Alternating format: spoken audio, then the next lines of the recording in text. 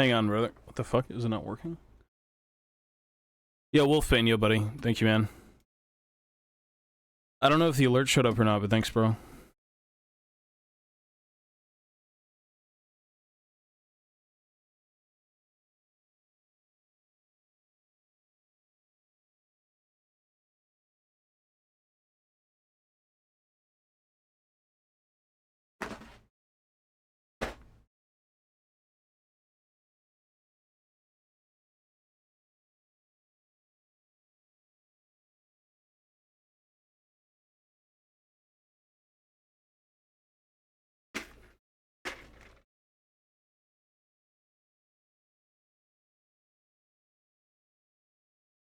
I need this.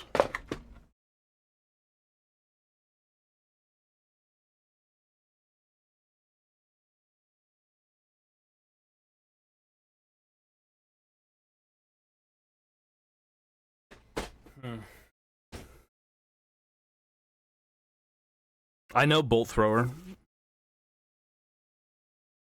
I don't listen to them, though. I know their shtick. I know what they do. I know what they've been into.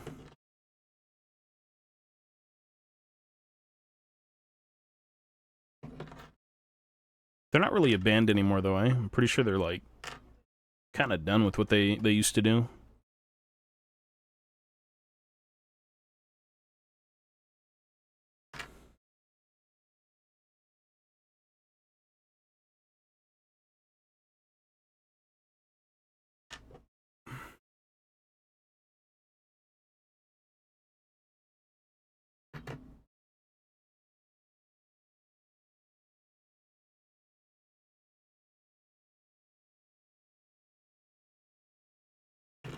Mm.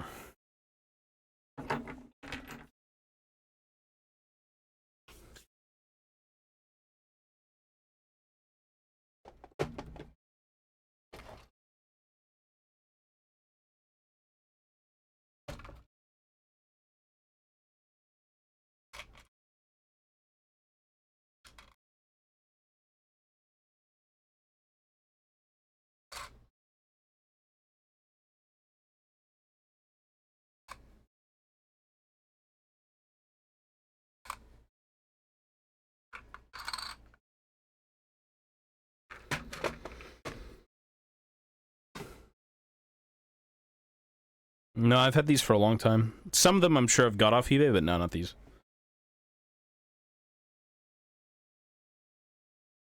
Because these were readily available. This is still available. You can still buy this.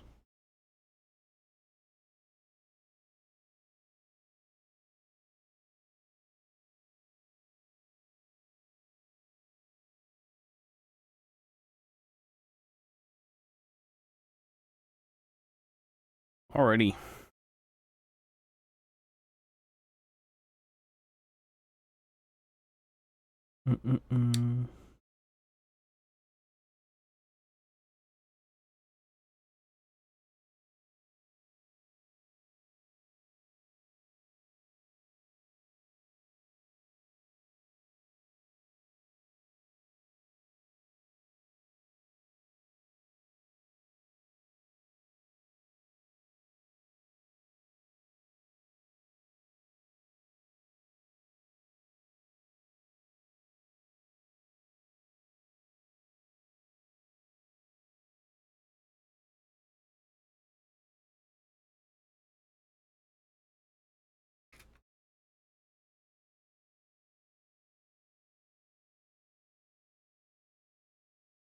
And the worst thing is looking over something you've put in a box for so long, and it's all fucked up.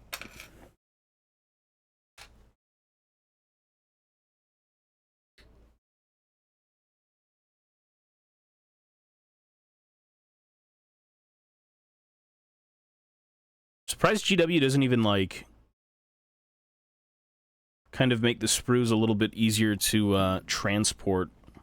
Like, when you buy a box of them, there's the potential of some shit getting, like, mushed or damaged.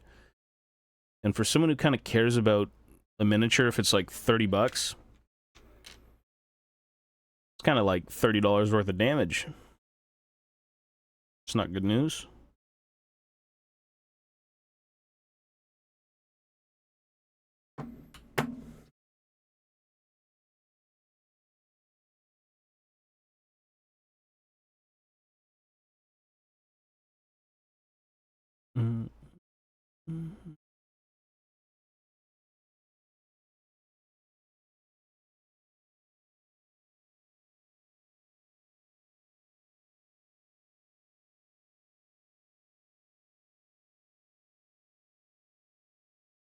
Yo, yo.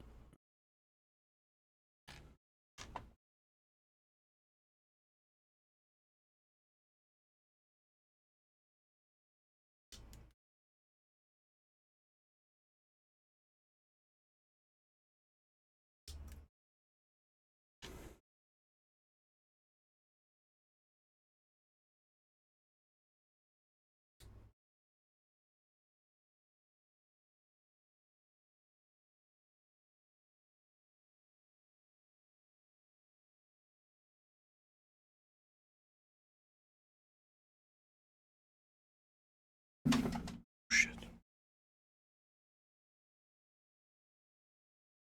Yeah, I mean, sunlight will obviously do something to them, but I'm thinking, like, when you buy a box of minis and they can get smushed between sprues, and you've got detail that's literally ruined, it's kind of, like, annoying as fuck.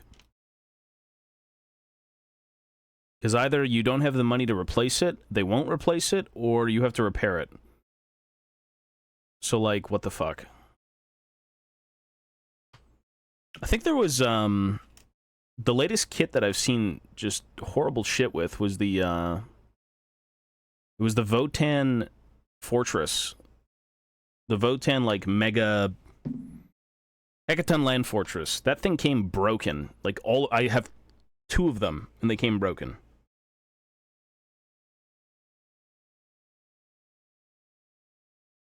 It's like, what? Although repairing stuff in this hobby is pretty common. It's very normal. It's just annoying that, like, you spend $100 and something on a miniature, and then you have to repair it because it wasn't, like, properly packaged. Like, for as much money as you're spending on Warhammer, fuck, man, throw in some bubble wrap, bro. Give me a little bit of a break here.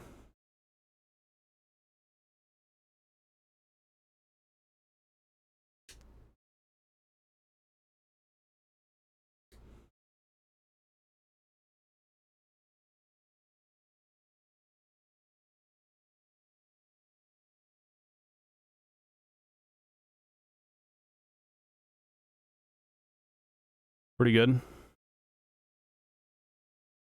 We're just chilling. I'm pretty busy today. Did a bunch of cleaning and other shit. I'm taking a break.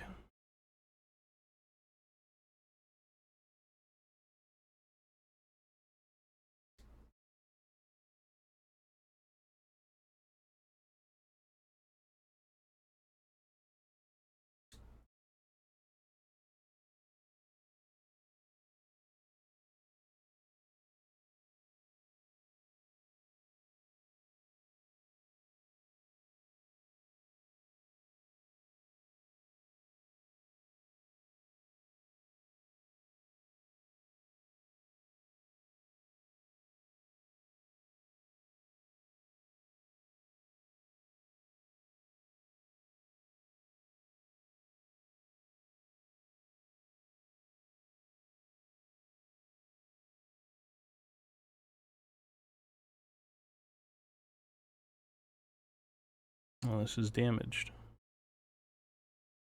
Thank God for start collecting boxes.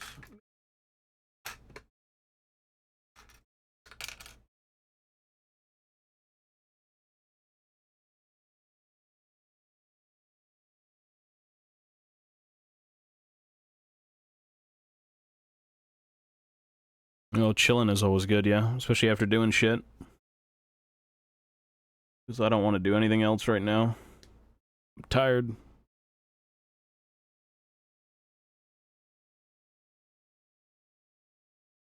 Tabletop is how you play 40k, Age of Sigmar, all that stuff. That's just what it is. It's a tabletop war game. It's like physical miniatures on a tabletop.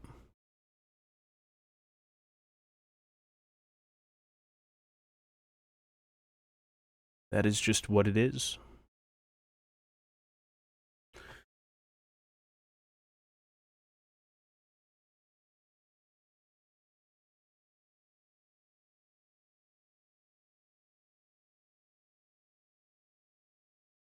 Like, Warhammer is books, it's animation, it's a bunch of stuff now, but, like, typically when you refer to Warhammer, it's always, like, tabletop game.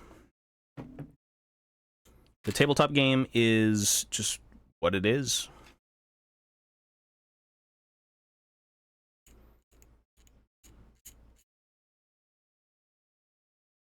It is a miniatures wargame.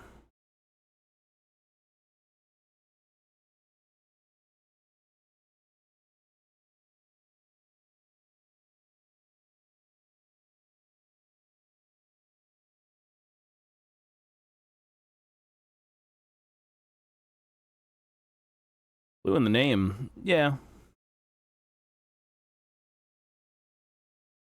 It doesn't have to be a war game, though. People don't play the game.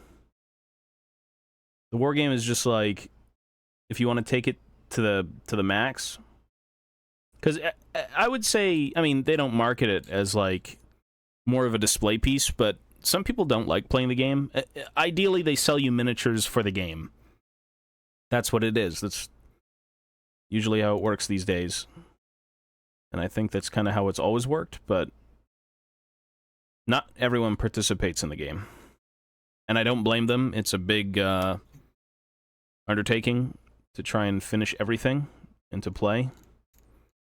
Some people are more artistic and they just want to kind of like do physical hobbying versus physical gaming. Again, I don't blame them.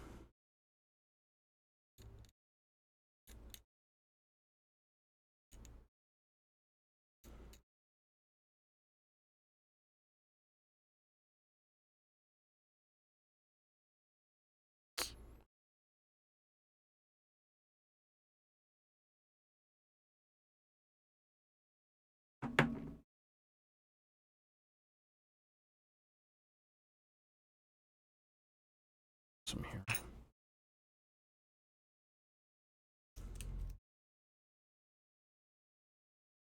I need a cup. Do I have any cups? Sandpaper cups. There we go. One cup left.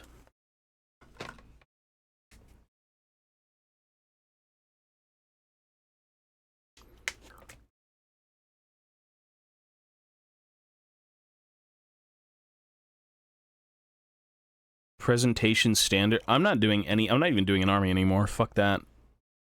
That's way too much work. Chorkio, buddy. 40k is one of the licenses, so like, it's Warhammer 40k, Warhammer Age of Sigmar, Warhammer Fantasy, Lord of the Rings, blah blah blah blah blah. It's just one part of what they do. 40k is like the futuristic version. It's their futuristic game, basically.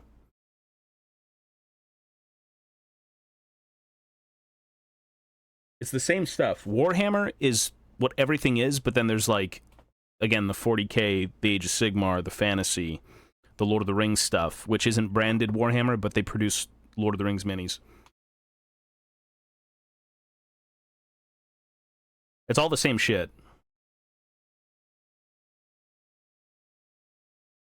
It is all the same stuff.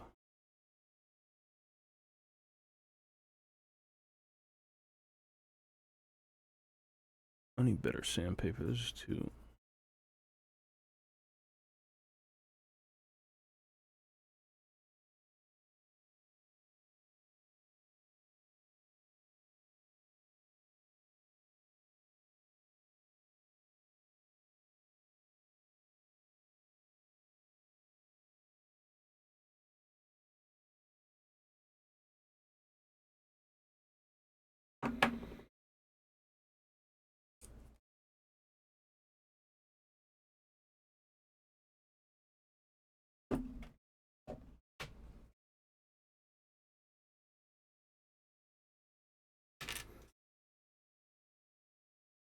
Yeah, no. They're just different games. They're different universes, but it's all Warhammer. It's just what you prefer is the game you'd probably stick to. couple of units. Yeah, what I'm going to do, what I want to do is do all the characters. I just want to put all the characters on plinths, just paint them, do little dioramas, shit like that. I'm going to get back into the game eventually, but, like, the hobby is too tedious when you're building and painting to play the game, because playing the game is not my thing anymore. I will do it because I do like playing, but it's not what I do Warhammer for. Like, I really don't want to, I don't want to sit down and paint, like, 3,000 points for the sake of playing. I'd rather do things slowly and kind of build it up based on what I like. Which I think is what most people do. I don't know of anyone who just grinds out an army for the sake of playing in, like, a weekend. I'm sure tournament players do, but, like, I don't really want to do that.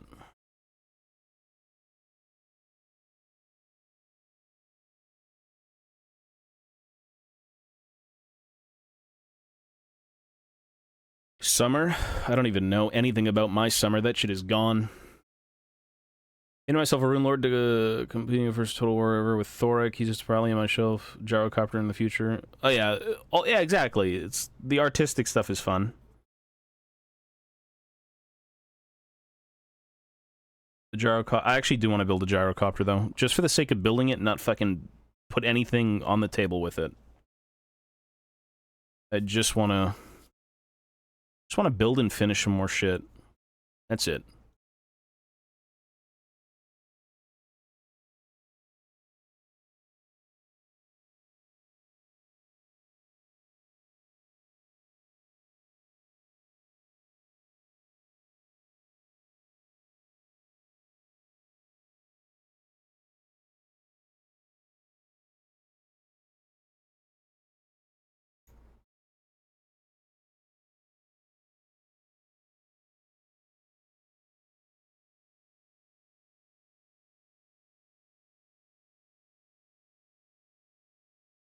Weather was really bad for the summer. It could get, today it's, like, really fucking nasty humid. I was outside for a little bit, and I'm like, man, this shit sucks. But I'm typically never outside, so I don't really have to worry.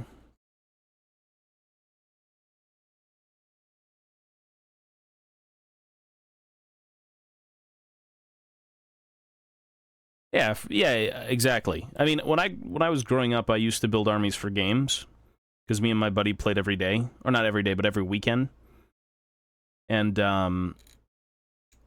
now that I'm older, it's like, man, I can play Total War, I can play Tabletop Simulator, I can play the game not in person, which is shitty, because typically if you want to play this game, you should do it in person with your army. That's the best way to do it.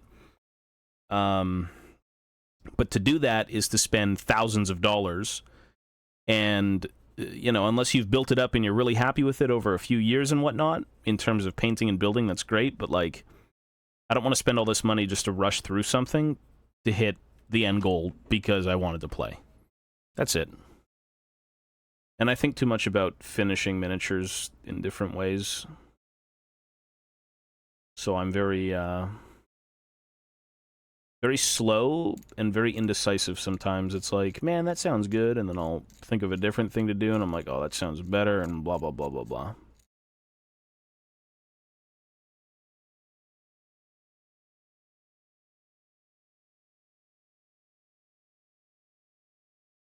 I overthink, which is can be a problem. Can be very good, though, because you can kind of figure out, you know, how something should probably look in the end, and you'll maybe like it more.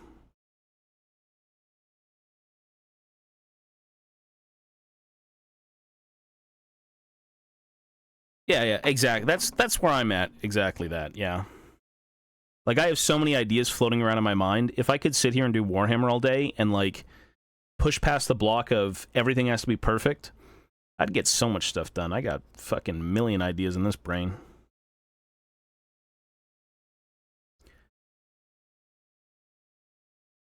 But I would like to finish just painting something or finishing, like, single units. Because I finished one Dwarf Warrior recently for the sake of just fun. And I'm like, you know what? That was pretty enjoyable. I just sat down, painted one miniature, put it on a piece of wood. Took maybe, like, a day to get everything down. And I'm like, that was cool. You know, I want to do more of that.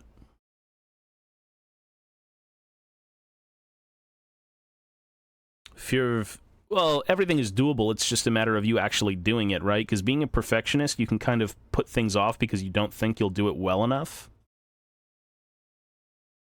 But, like, the only way to get better is to do something. Yeah. You just gotta sit down and fucking work on it, man. Instead of looking at it and thinking, man, I gotta do this, I gotta do that.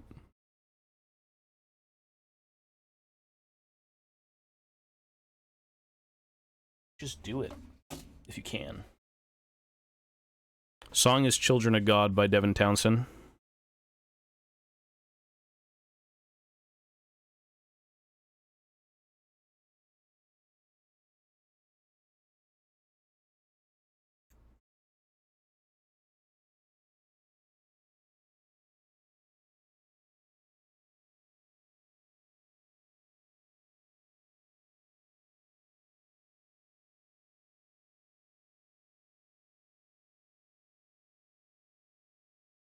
Well, it's because it was so long dead. That's why.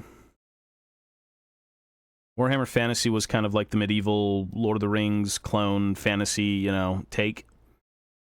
And it's been dead for so long, that's why you probably haven't heard of it. Although Games Workshop's bringing it back before Christmas, so that's good news. That's very, very good news. That's the best news all year.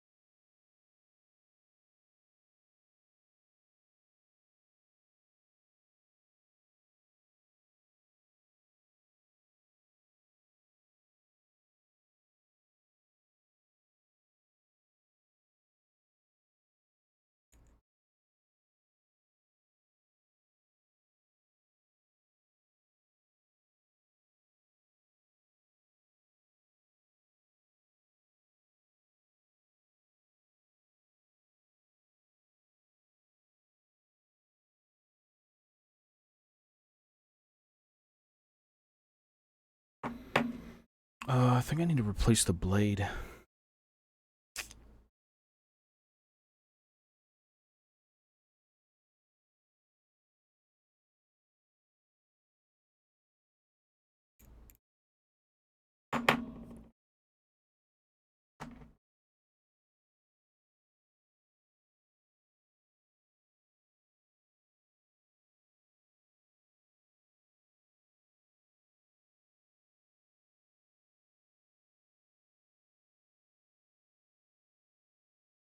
See you to you, buddy.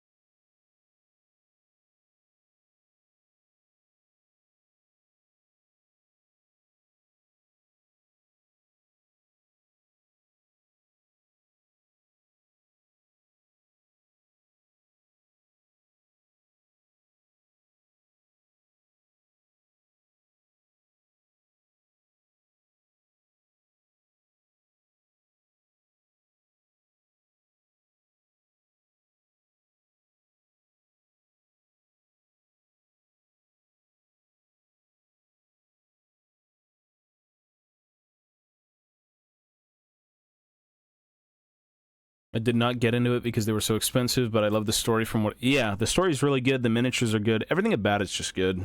Just a matter of, like, the hardest reason, the biggest reason people don't do this hobby is because of the price. It is just so expensive.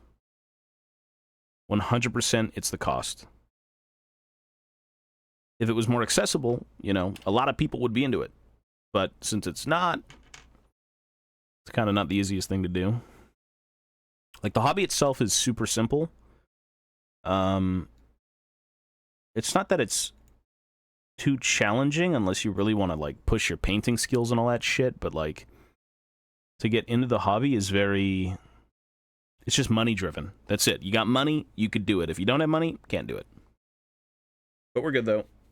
We'll be here for a little bit. We're just chilling out, talking to people. That's about it, brother. That's all we are doing today.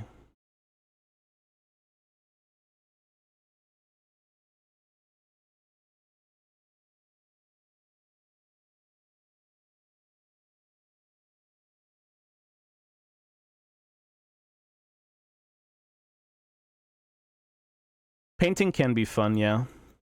Well, I mean, everyone's into it for a different reason, you know? If you're just into it for painting, painting is probably the cheaper side of the hobby compared to playing, right?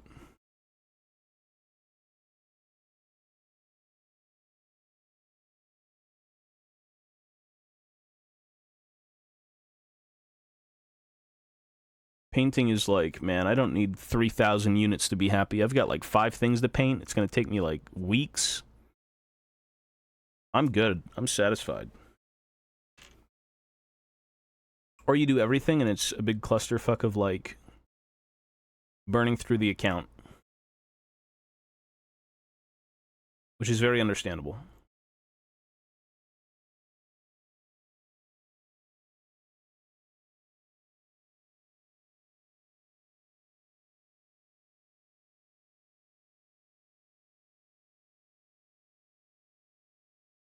Yes, sir, they're very good. Or he's very good. It's a one-man band.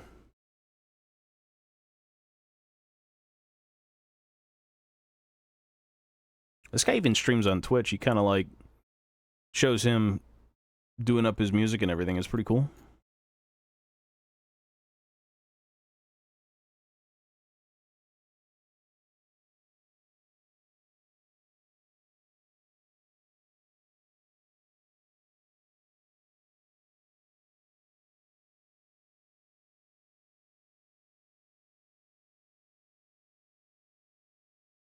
Devil, yo, buddy.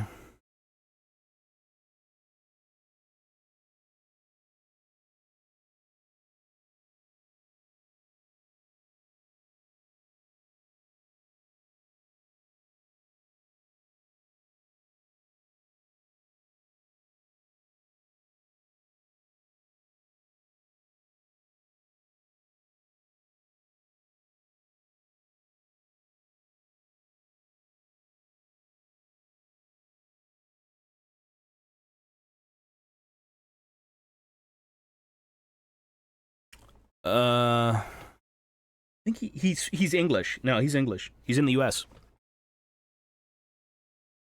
I'm 99% sure he's in the U.S., but he speaks German as well. Nah, I could be wrong, but like I'm pretty sure he's in the U.S.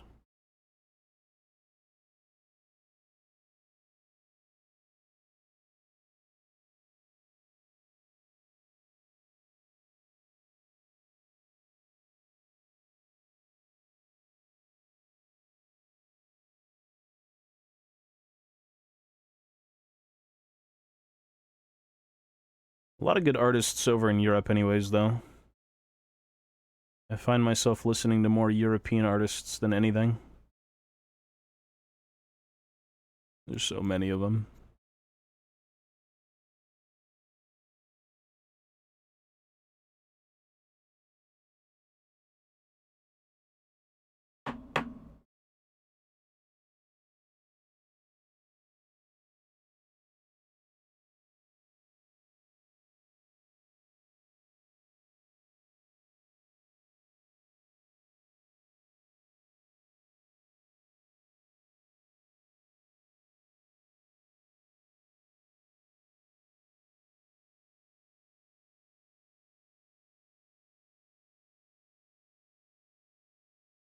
Oh yeah, different countries.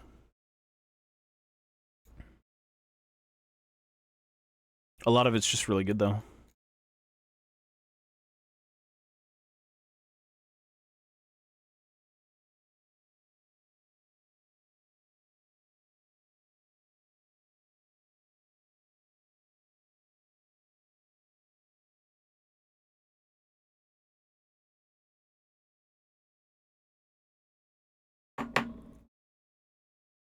Died in you, buddy.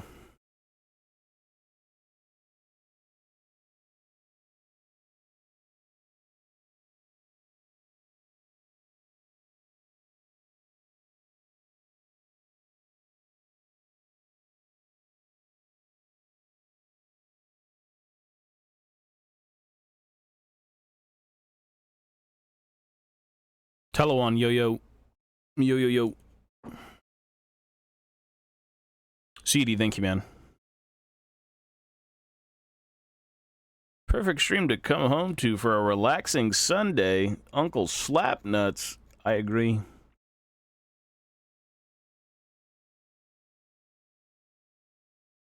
This is the chill zone. I got nothing to say. I got nothing to do. I'm just cutting up shit.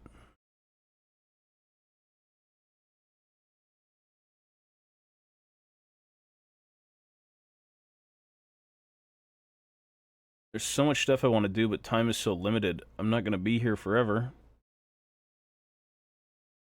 If I was, shit, I could do something every damn day. Jeb Zeus, yo, buddy.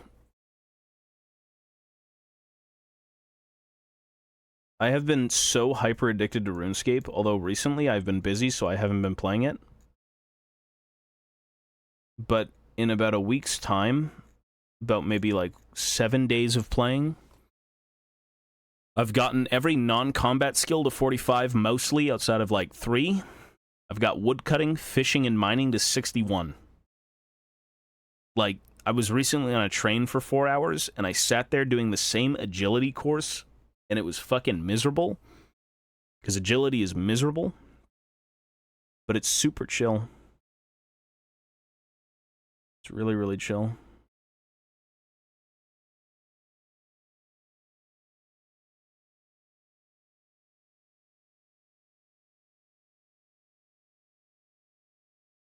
AI hive mind, eternal. That's some Soma shit. That game is fucked up.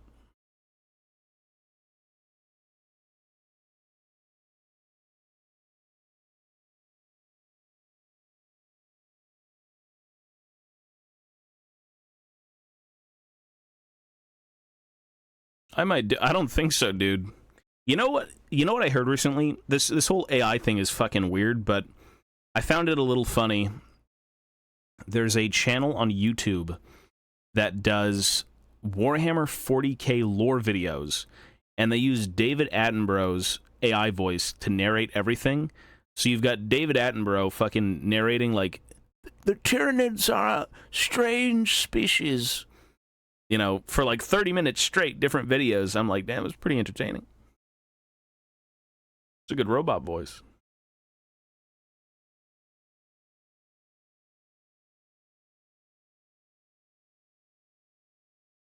I mean, they've got Mr. Krabs fucking rapping and shit, and SpongeBob doing the same thing. AI's fucking bonkers, man. It's funny to hear some of it, but like AI in general is a little stupid, a little weird.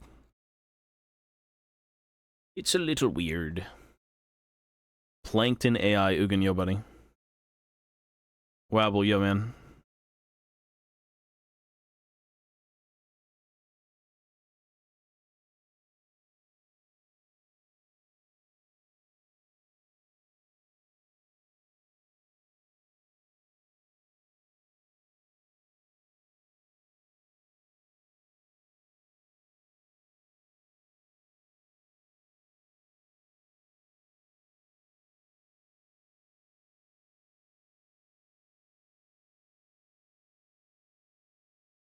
Smite thing with AI that will be interesting.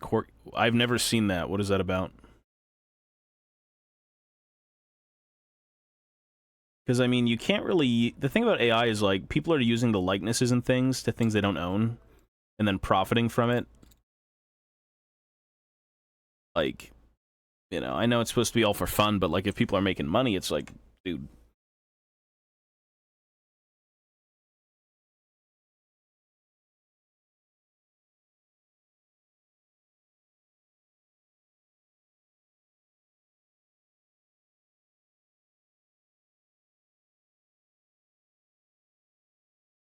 Starfield? No. Dwarf bits, yes. Everything is dwarf bits here. That's fucking shitty and weird and garbage. I don't know. What the fuck? That's trash. That is trash. Nah, fuck them. Smite deserves to lose that. Fucking idiots. Whoever the fuck greenlit that is a dumb fuck. It's actually triggering. I'm not gonna lie. That's cringe. That's really cringe. That's really, really stupid. I mean, deserve to be, dude. Ain't no way you don't pay people to fucking who have done work for you. Dude, voice actors are so talented, man. If I was a company putting out any characters where the emphasis in that game is the character, not some blank slate, you make that perfect. You don't cheap out and go, yeah, you know, you voiced us 10 years ago, and we're not going to pay you to come back. We're just going to take your voice, AI it, and use it for quotes. Get the fuck out of here, dude. Get the fuck out of here. Bozo company. Super bozo. I mean, it sounds like a meme because of how stupid and bad it sounds, but, like, that's pretty terrible.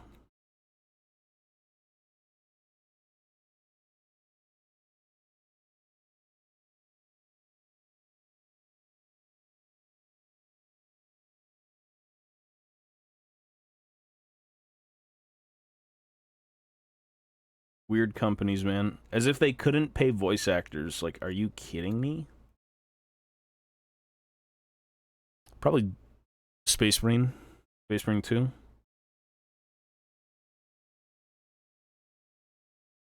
Outside of Space Marine 2, probably nothing.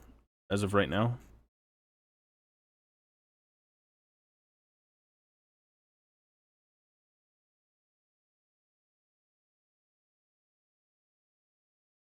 Like, I'm not even a big Space Marine fan, but, like, Space Marine 1 was phenomenal. Good game. Oh, okay, Return to Moria as well. I keep forgetting that that game's a thing. I just don't hear news about it. Yeah, I'll be playing that one. I'll give it a try.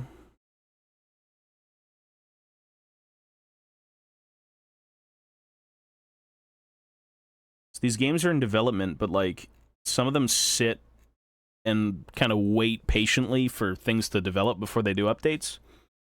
I think that's the Moria game. Like, you don't hear anything of what's going on in that game outside of that last thing. I think that was a while ago, too, like a year.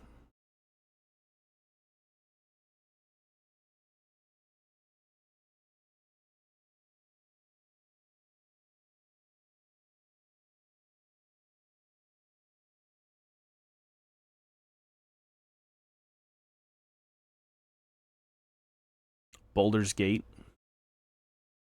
Yeah, it's a big game. I don't really... I mean, doing anything, you'll burn yourself out. You kind of need variety, right? Variety is good for, the mind. Doing the same thing all day, every day is very taxing, obviously. Like, oh, Baldur's Gate's the only game I'm playing currently. I love it so much, I'm never gonna stop. No, you will. You get bored. Maybe not immediately. You know, fucking even IGN gave that game a 10. Like, I can understand it being a huge grind and, you know, people loving every second of it, but you must really love that game.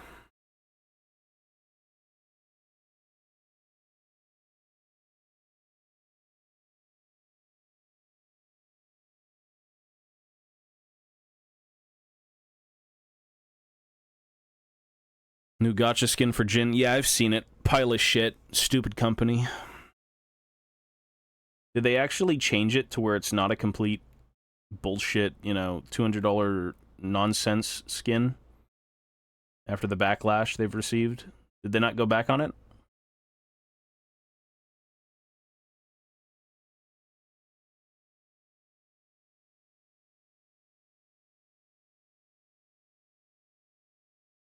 Yeah, it's like a chroma.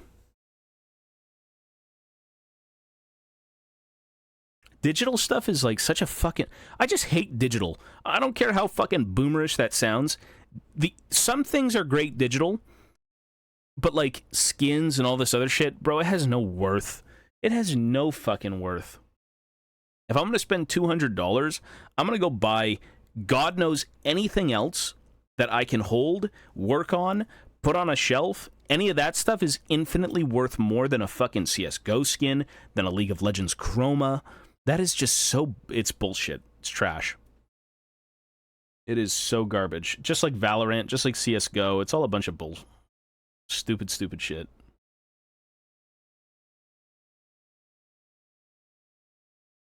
Especially for a skin that's coming out now, it's not really necessarily worth anything.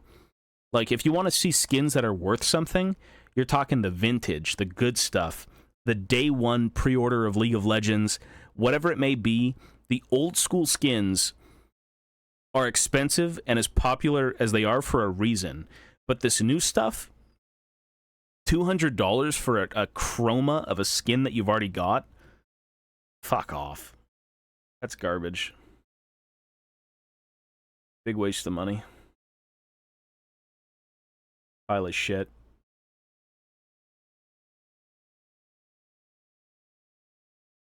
Yeah, like Young Rise, Pax Twisted Fate, Black Alistar. Those things are cool. They're also they're rare and expensive again for a reason, right? They're the classic, like, first edition of League. You can't get them anywhere, can't see them anywhere. But, like, a $200 2023 skin? You gotta be fucked up. I mean, what's sad is they know people are gonna buy it.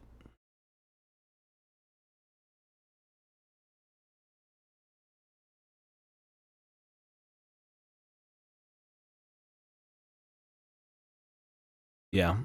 They're selling it in the Asian server. Well, they used to sell accounts with those skins.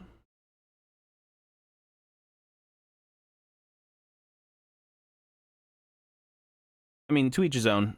Spend the money on what you want to, but, like, I'll tell you right now, since this is a hobby channel with physical things, if I was ever looking to spend $200 on a fucking Jin chroma skin or get into Warhammer, that's not even a... That's different galaxies, dude.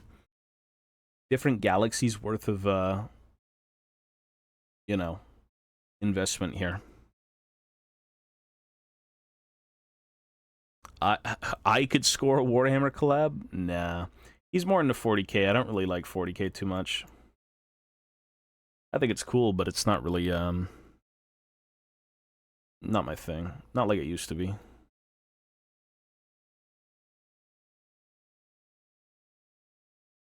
Yeah, it's a $200 system because how do you purchase the Jin skin? Is it through tickets or something? Like, you purchase boxes or loot, and then you gain X amount of loot per box, and you need X amount of loot to buy the skin.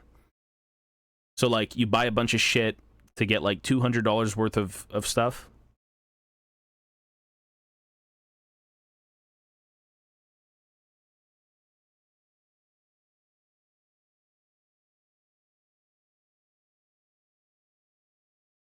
I haven't spent a dime on League in ages. In absolute ages. Thank God I'm very picky and stubborn with what I like, because if you're into League of Legends as a whole, you can spend a shit ton of money. And that kind of goes for, like, any hobby, right? You kind of need to... You kind of need to limit what you love within hobbies and within games. You don't have to, but, like, if you get really invested in it and you want to put money into it, you can't be someone who's like, I love Zelene, buy a Zelene skin. Oh, man, I'm feeling Alistar today, buy an Alistar skin. Oh, man, a Mumu's great, love a Mumu. I just saw a Korean pro challenger play a Mumu, buying a Mumu skin. Like, being stubborn and being sensible with that shit and kind of, you know, putting your money where it's actually worth it. Because some people love everything and they just buy.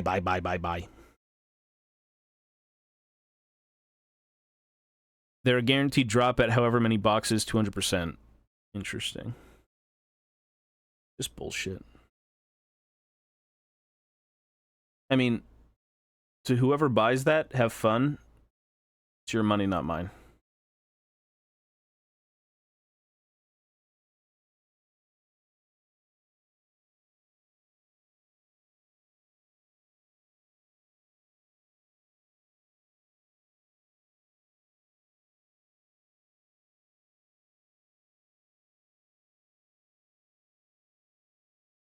Because that's garbage, bro. That is trash.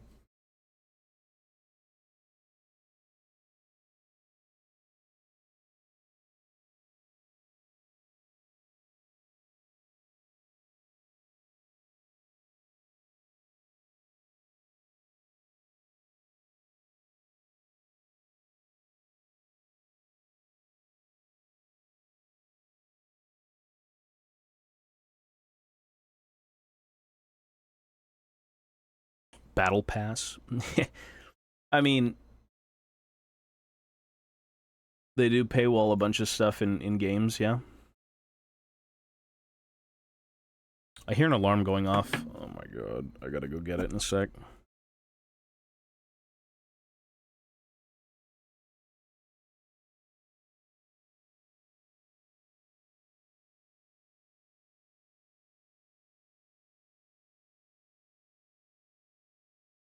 Well, not really, because Riot's coming out with the MMO.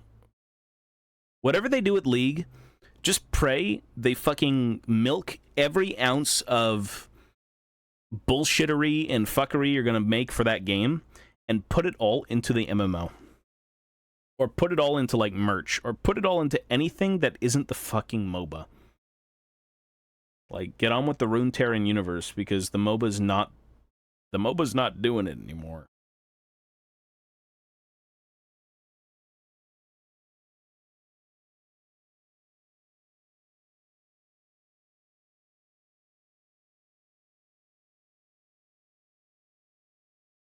I'd love to see a League of Legends RPG, not RPG. That would be fucking weird for a lot of people. I was gonna say strategy game. Some sort of weird League strategy game would be pretty interesting.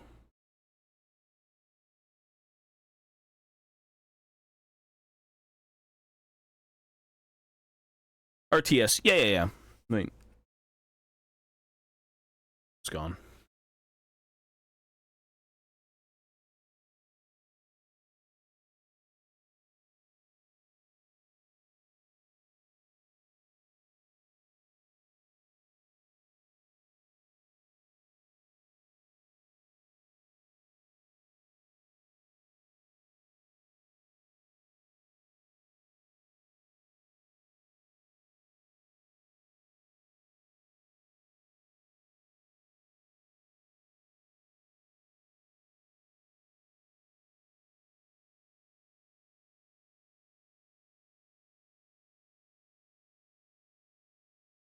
Thing is, though, about RTSs is it's probably one of the most unappreciated genres these days.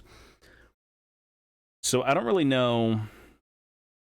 Like, it wouldn't really make sense for them to do like a RTS game, but I just like the universe, man. I like the content of what is Runeterra versus what is League of Legends, the MOBA.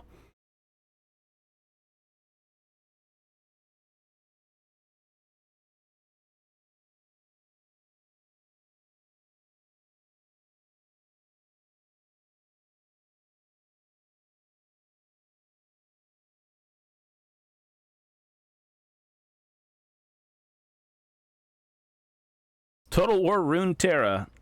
We've already got Warhammer. We're good. Make it something different.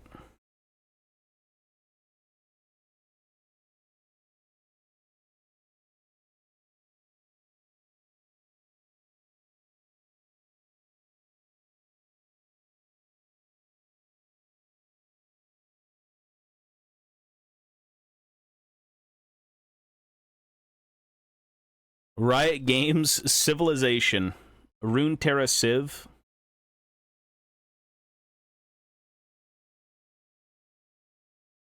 I don't think there's enough going on to make a Civ game. to be honest.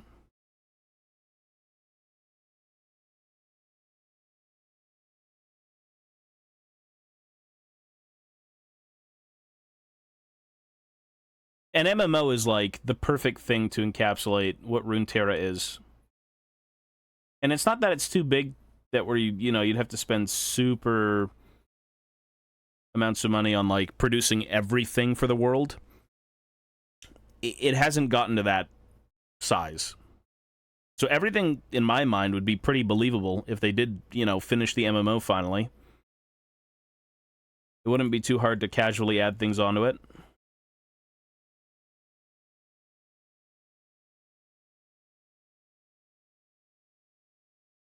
Oh yeah, I mean, the problem with that, though, is the arcane shit is just non-canon. Which is very odd. Why the fuck do you have two cannons?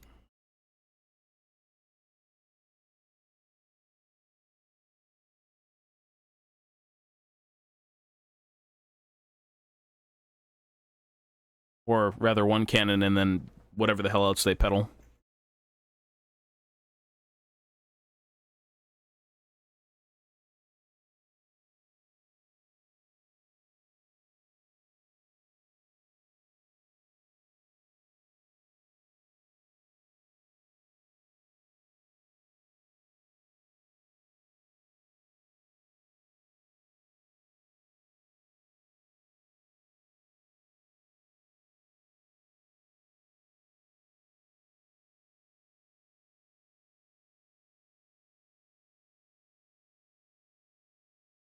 What the fuck?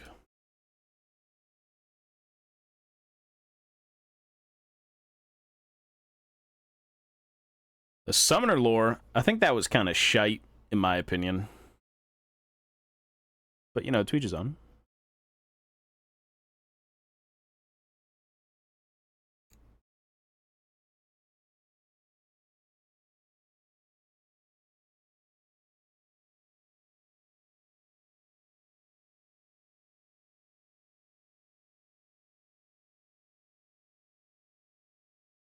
Writers can't stick to canon. Oh, I know. Arcane apparently is not canon. Yeah, I still play RS.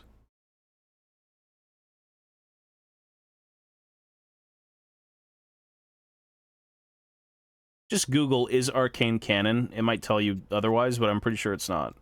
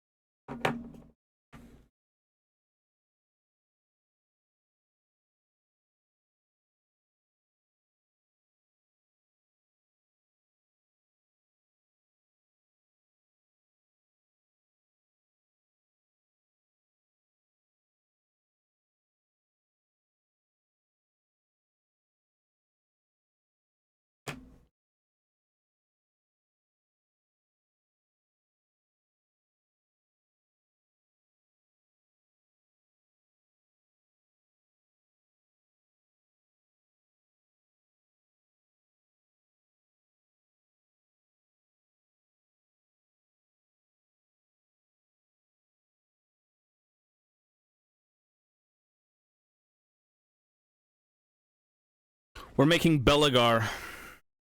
Just a Dwarf Lord. One of the Dwarf Lords. Very, very slowly. Super slowly.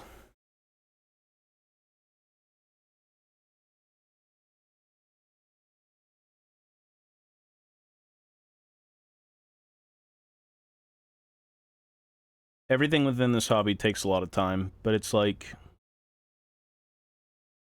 time well spent.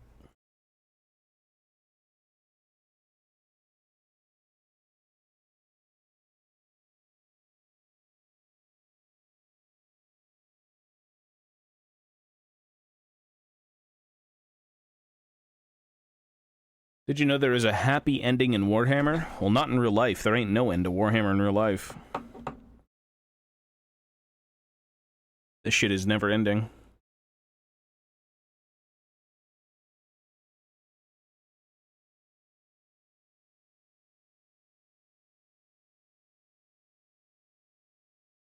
Well, yeah, I guess that's a good thing, but also a bad thing because you'll never be...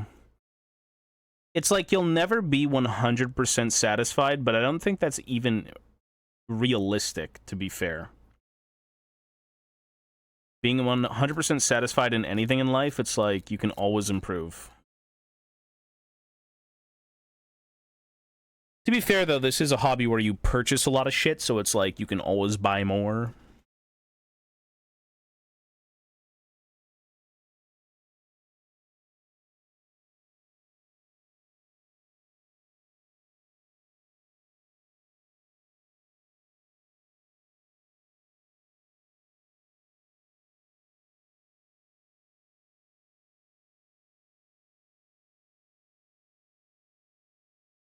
It's tranquil as fuck. Well, Vander is probably Warwick. I mean, that's very obvious. Like, that's not even a twist. It's just like, yeah, okay, hurry up, let us know.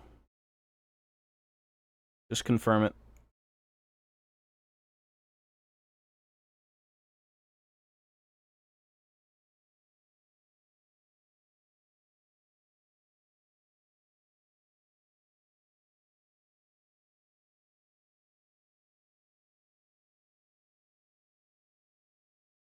Well, I mean, you can always buy another one, but it's like, ooh, you don't have, like, infinite funds.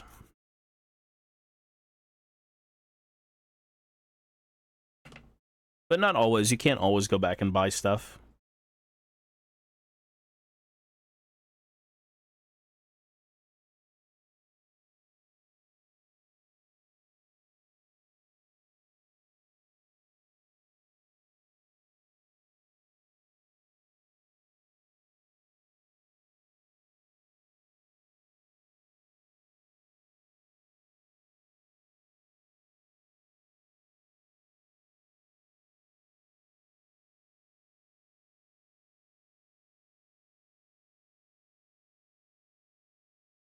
I mean, he's probably just jacked up on drugs, bro. How much is each model? Well, this one's probably what? The one I'm working on is $32. 32 Canadian.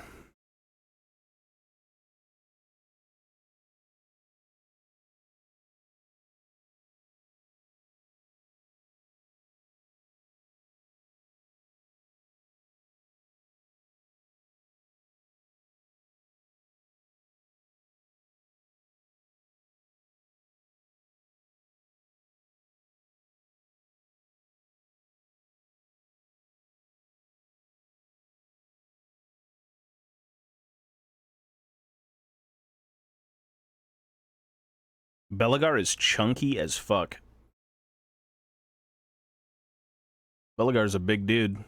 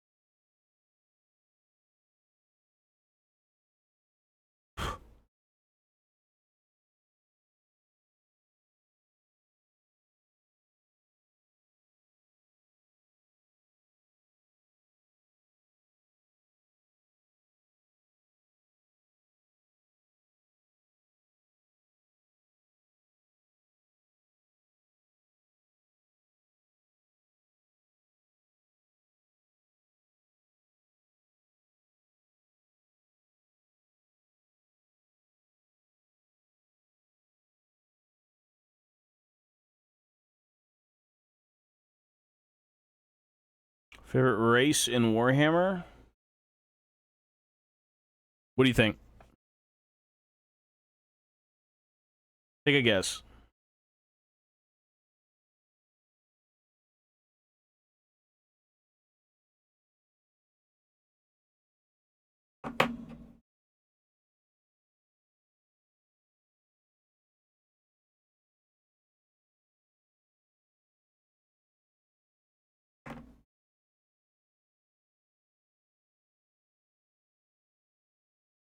Clearly Skaven. I love Skaven so much. Especially in Total War Warhammer.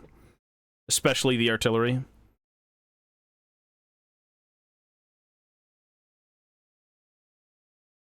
No, bro. Dwarves. We don't like Skaven.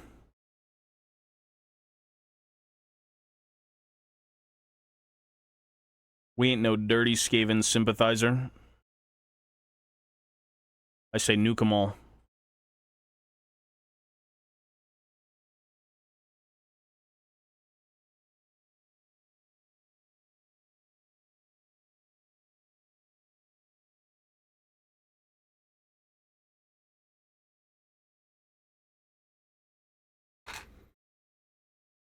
Your doom is coming, man. Things. Better to yeah. I mean, Skaven. I don't like Skaven. Period. I think they're like. Hold on. Ooh. I'm gonna see if I have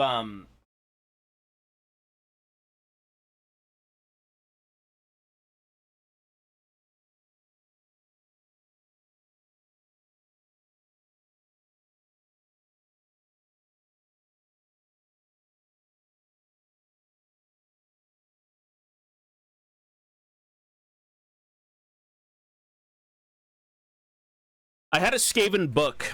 It was like the loathsome Ratmen or something. It was like an it was from the perspective of the Empire, kind of like examining the Skaven and then doing their little write-ups. I was gonna show that, but nah, Skaven. I don't like Skaven. They're not really my thing. I can understand why people love them, but like, ay, they're worthless, bro. They are worth less than a summer ant.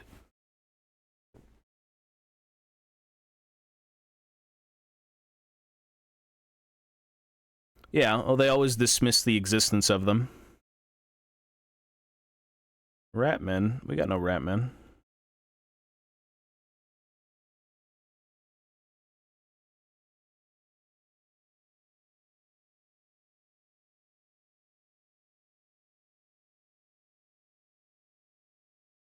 I've painted. The last thing I've painted was this. It's just one dwarf warrior. That's it. That's all I've done. The last, like, I don't know, 6 months, one miniature.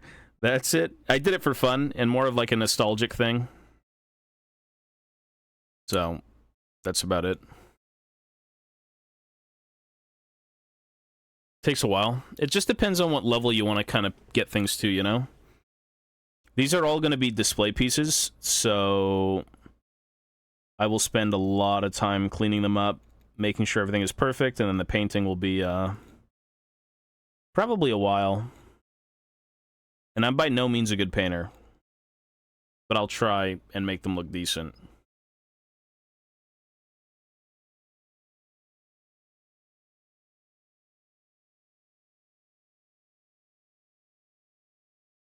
My pile of shame. You know what it is instead of a pile of shame? It's a pile of potential. I learned that term recently from a Discord server. I'm like, man, it's true. It's no longer the pile of shame, it's the pile of potential.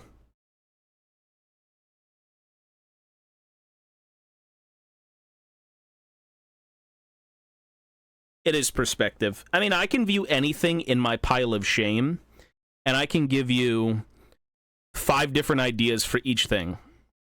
So it is potential, you know, you gotta kind of like, you gotta get to it, but it takes a while. And it takes a while because Warhammer takes a while.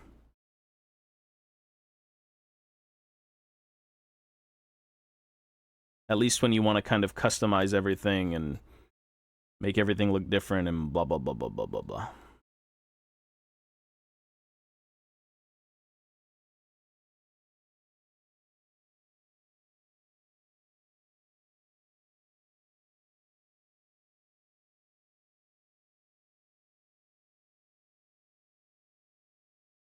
Queek. I haven't heard that one.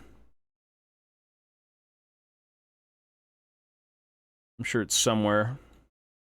There's somewhere where I can read that.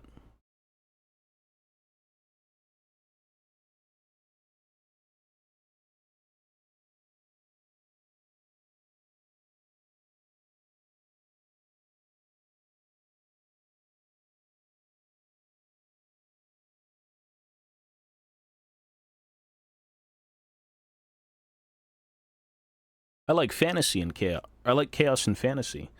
Yeah, they were bad people. They did very bad things. They actually did the worst thing of all. They ended Warhammer Fantasy.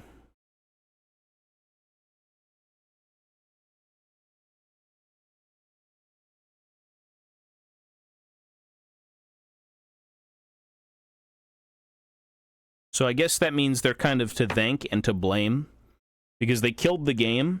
Games Workshop then made another game, and then Fantasy came back anyways, so it's like, all right, I guess we'll get a whole new miniature range of stuff.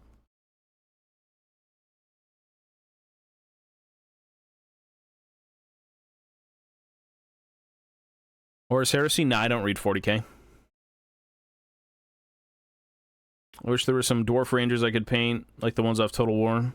I'm actually making Dwarf Rangers. I did a concept piece a while ago, so I know how I want to make them, but they never made actual Dwarf Ranger miniatures, like real good ones. Sadly, they never did. No updated sculpt. It was like... It was you know, you buy the Thunderer kit with the handguns, and you get the Quarrelers with the crossbows, and you get the Rangers if you build them to kind of look like a Ranger, even though there's nothing that distinguishes them from a Ranger or a Quarreler outside of like a hand axe. It was pretty lazy. Rangers are not popular.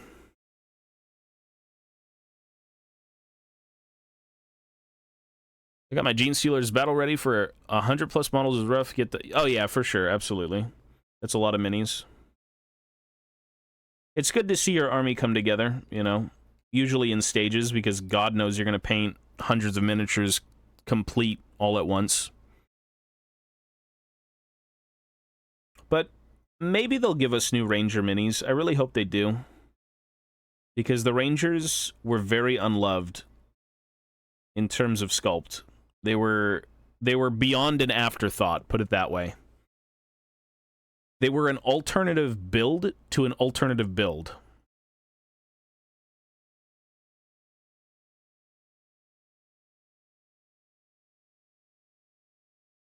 They did have a Ranger unit before that. I think I have it here. Oh, it's probably in my garage.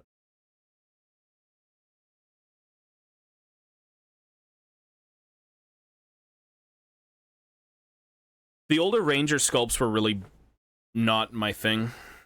They were all one piece, all the exact same pose. They had axes instead of crossbows out, which was so strange to look at, because why the fuck are Rangers running around with axes, like, instead of crossbows, you know, initially? A little weird.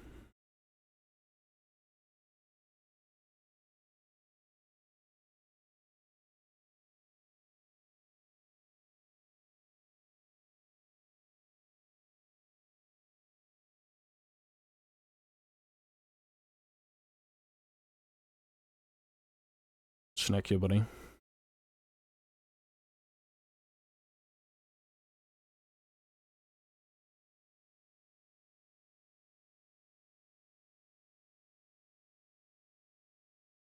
Dwarven crossbows that shoot an axe. How about a machine that throws axe? I love this thing. Wait. The Goblin Hewer. This thing is badass. Too bad it's long discontinued. They always come up with some fucked up invention.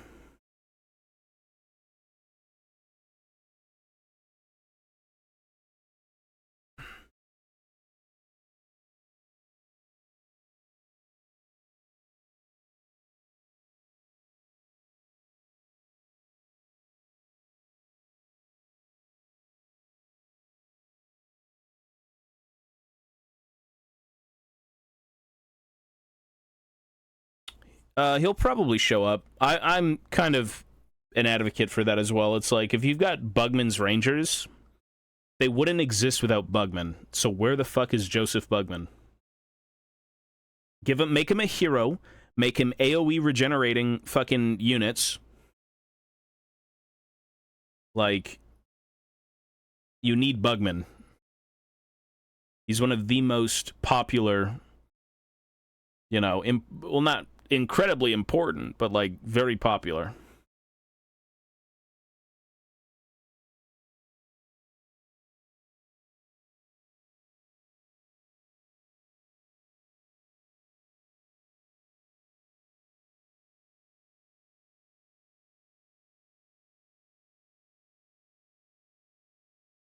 Cazador was never there, yeah.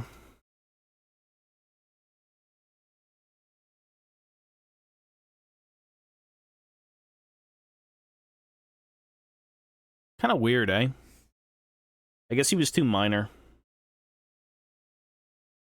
Like, he wasn't really focused on even in tabletop, right? He had a mini, but he was like an older character.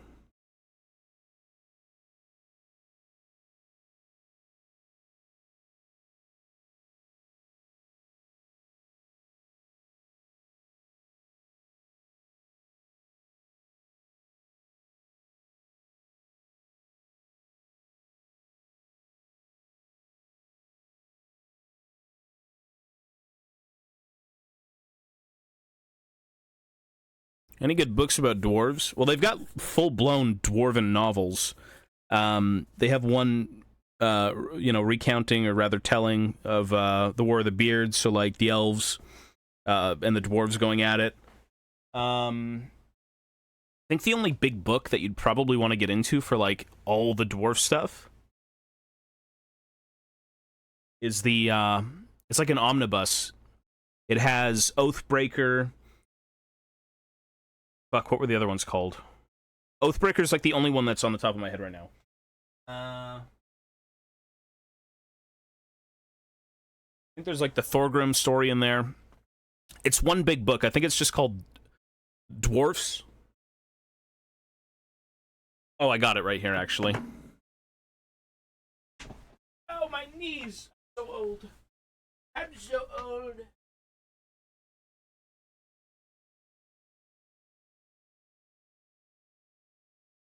Goose.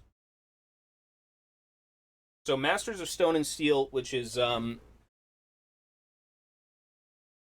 bunch of other ones. So, Grudgebearer, Oathbreaker, Honor Keeper, and The Doom of Dragonback. I think that one was a short story, no? Dragonback one? The other one that's literally just, like, you know, super old shit, War of Vengeance.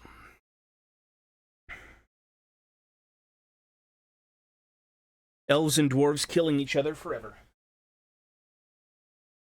But mostly this one. This is the one you want. You want this. That's what you want.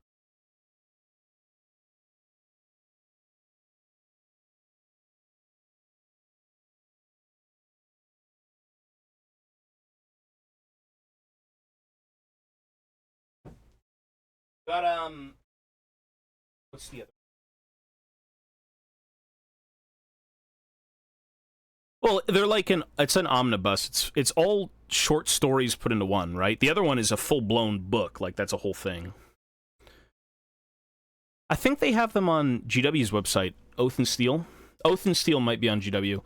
Gotrek and Felix. If you really like dwarves, Gotrek and Felix has so many good dwarf characters, and it's basically about dwarves anyways, right? Like, Gotrek and Felix, they go on adventures. Every book, they're kind of in a different location, handling different problems and enemies. But there's so many dwarf characters that show up that are so characterful. Like, you just listen to the audiobook, man. If you can ever do the audiobook, do that. But I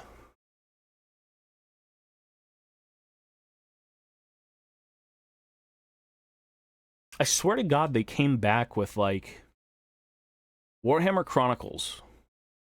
It's not on there.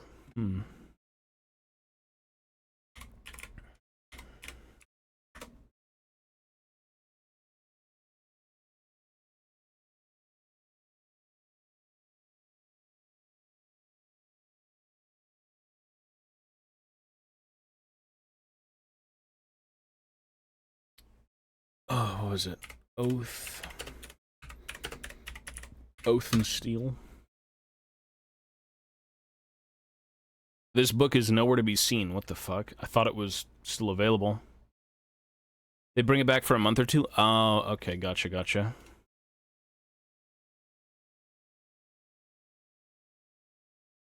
Yeah, for some reason I can't see it even on eBay. And eBay typically has that shit.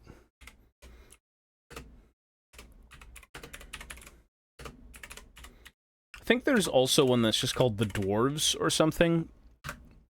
Thrift Books, is that the one you use for online books?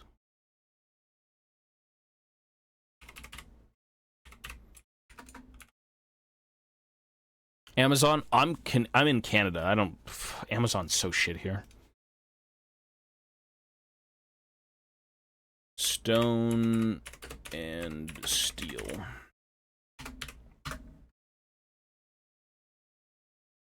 Stone and Steel Warhammer. Temporarily unavailable, yeah. We receive about 1 copy per month. Pretty shitty.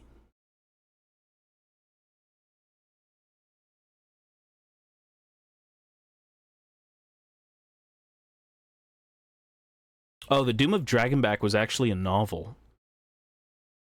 I swear to God, something about it, like... Never mind.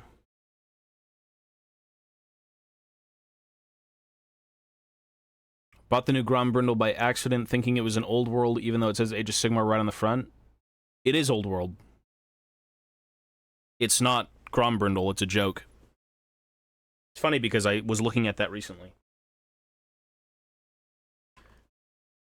It's literally just the Dragon Slayer from the end of Fantasy. That's Grombrindle. They just painted him with white hair and then sold him as a miniature Grombrindle. Oh, the book. I thought you meant the mini. I could sit here and say all this shit, but no, that's an Age of Sigmar book. I did actually get through a little bit of it. It wasn't that bad. You know, I don't really care to hear about the Fire Slayers. Like, when they... In the book, they bring up, like, the old dwarves, right? That's the good shit. You know, hearing about Fire Slayers and giving birth and all this shit, I'm like, what the fuck is this? Fuck the Fire Slayers. It's a cool book, though. It looks sexy as hell. The front cover is badass.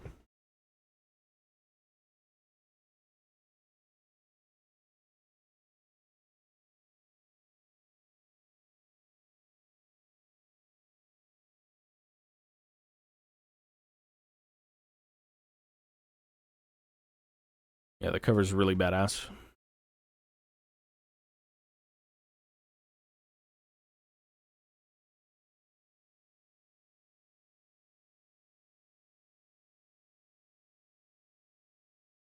And Grombrindle is pretty damn important.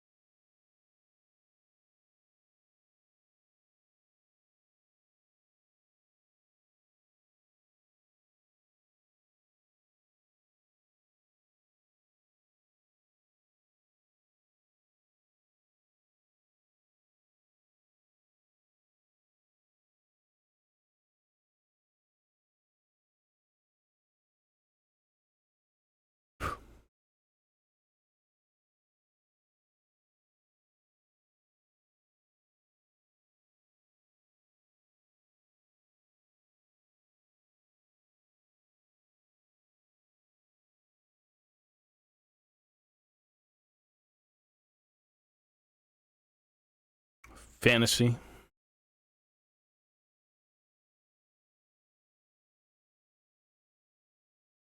Warhammer Fantasy is king. I love Warhammer Fantasy.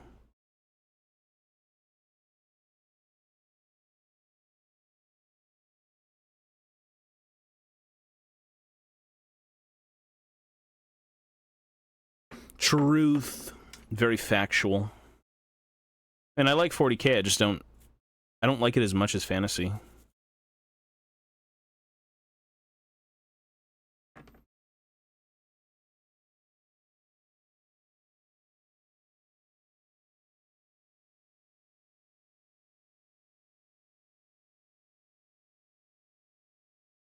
Because I used to play 40k. I have a Votan army sitting next to me in boxes.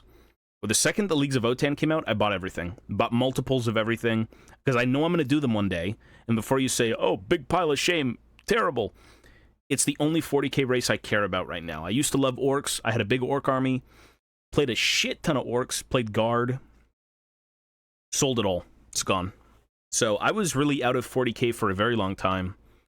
And I was just doing Age of Sigmar, fantasy stuff, and then they announced the Leagues of Votan, and, you know, the squats are coming back, and I'm like, well, that's just a fucking no-brainer. That's an easy no-brainer. Even if they look, a little strange. Many of them are very, beardless.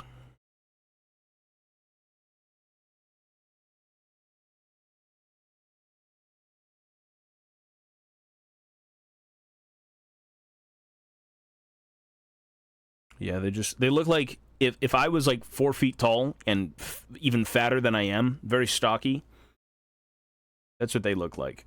And I'm like, nah, man, that's not it.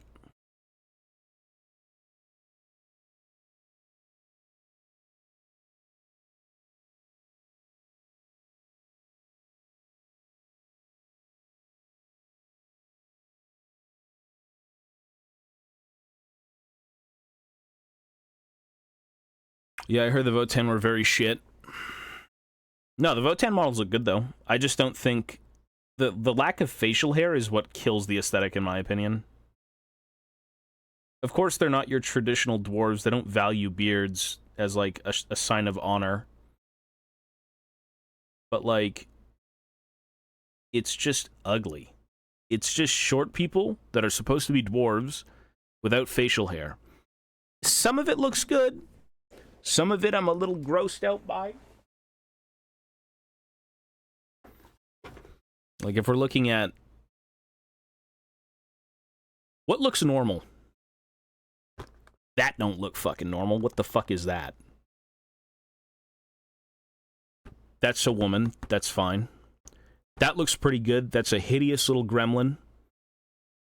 They just got and where's the beards, dude? Give them beards. They need beards. These are just short people.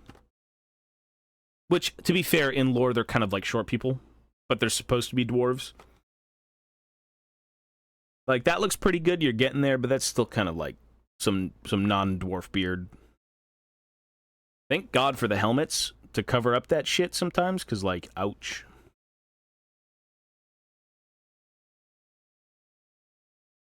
Again, it's a different universe. I like the distinction between the two, but, like, if you ever see a dwarf in any universe and they don't have a beard, it's fucking hideous. I can't stand it. That's a dwarf.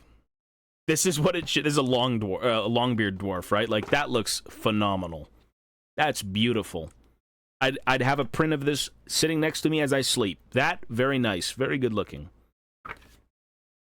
Subjective, but... Classic dwarves just have too good of an aesthetic.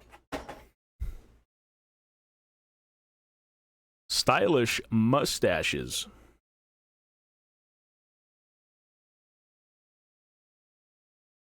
40k is a little different, and that's good. But if you're a dwarf and you don't have a beard and you're in fantasy, that ain't no dwarf. That's a short human.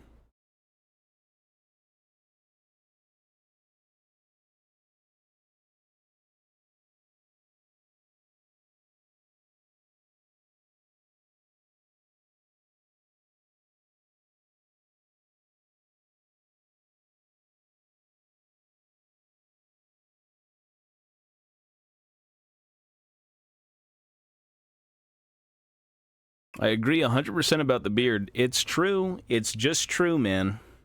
That's the #1 gripe with the Leagues of Votann, and I can understand they're not supposed to be that, but, like, a fantasy dwarf is his beard, and his big nose, and his, like, short, stocky stature.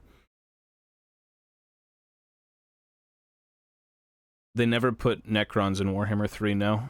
They didn't put anything into that game because it didn't sell. The beard and the beer, exactly. You know, it's funny, because, yeah, they teased Necrons. Like, Dawn of War 3 was a fucking terrible disaster, for good reason. And they're like, the Necrons are coming. Take a look at this secret cinematic after you beat the game, the Necrons. They stopped development, Necrons never came out.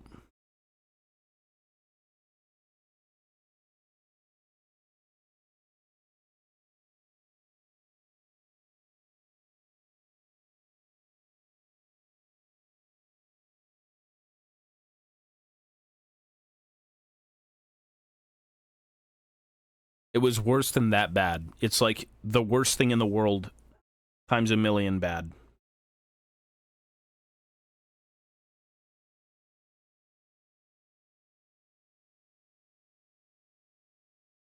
They literally tried to make it like a fucking esport, bro. The shit was like a MOBA. Dawn of War 1 is good, yeah. Yeah, elf without ears, yep. Exactly. Some things, you just... It's what it is for the race, man. It's like... You take a lizard man and you make them a human. It's not really a lizard man, is it?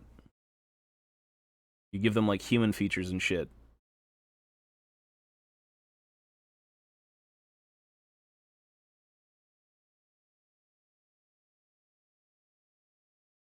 Or you make Nurgle clean.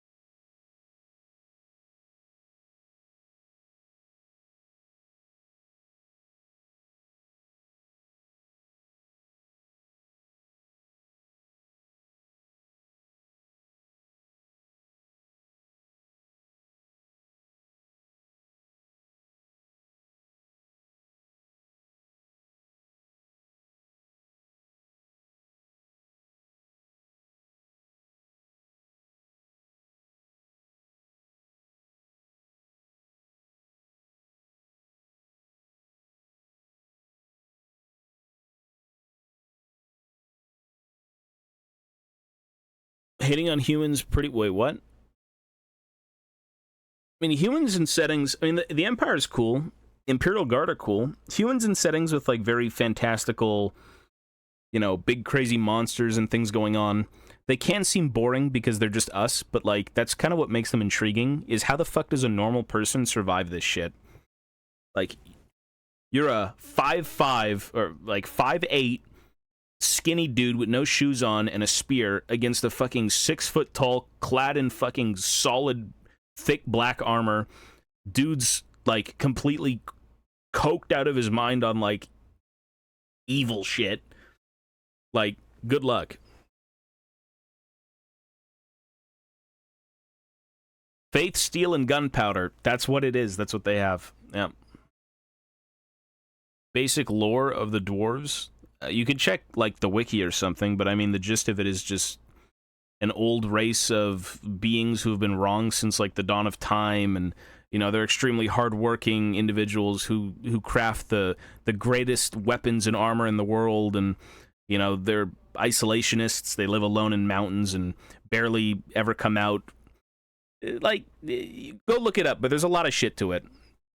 They're extremely racist. They hate everything because everyone fucks with them. Yeah. Go Google it. Go wiki it. Do anything with it, and you'll find some good stuff.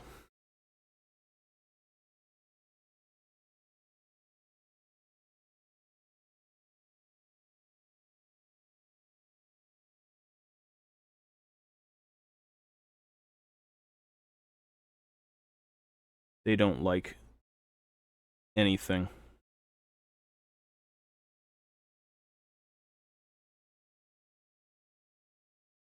Ketchup ad.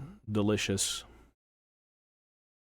What's the most boring race in Warhammer Fantasy?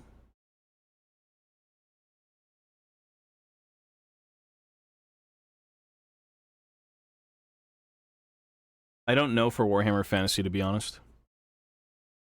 Humans. Dwarves actually... Because Sigmar, which is like the human god, the big... Like the Emperor, right? He was friends with... I believe it was Grungni, the dude who forged Galmaraz. So the dwarves and the humans kind of have a very tight-knit... Well, not super tight-knit, but like they're old allies, right? They repelled the orcs when they came down and all this chaos and shit and everything. They watched each other's backs. They were big trading partners. So the humans and dwarves do get along pretty well, yeah. Not all of them, but like they're their oldest ally. The elves, on the other hand, could have been their oldest ally, but they fucked up long ago.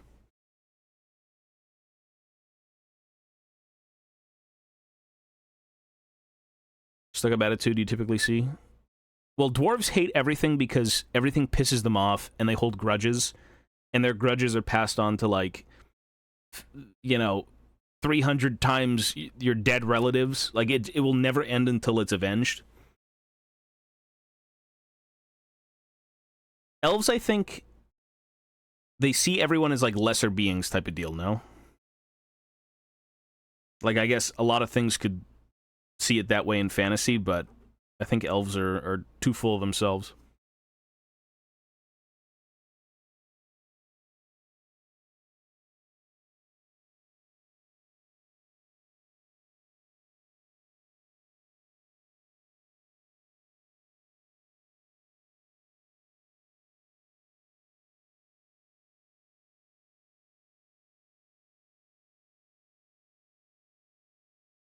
Beef is gone for a while.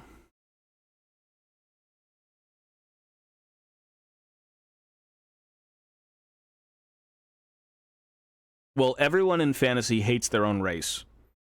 None of the Empire does not get along with each other. The dwarves of different holds aren't always getting along with each other. Orcs and goblins are killing each other. Elves, I mean, they're completely separated.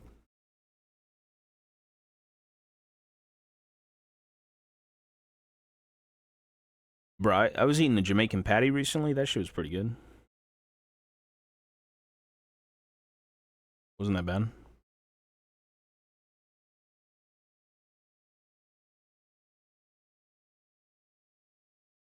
Chaos constantly kill each other in the name of their gods, right? Like, you think all the Chaos gods, oh yeah, they hang out and have fucking tea. Their worshippers are constantly killing one another for favor, right? Of course, it would take someone to kind of bind them all together and bring them in for, like, a greater cause, but they're always trying to get the favor of their, patron. Skaven do it for... That's just them. Skaven constantly murder each other.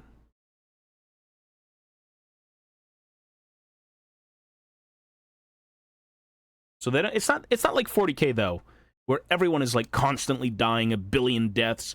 You got a gun the size of a planet nuking fucking bloodlines, like it's incinerating a dude's, you know, very fiber, very being, and then traveling back in time and killing them as well. Like, that shit doesn't exist. It can get crazy, but it's a more, not always, but more grounded crazy.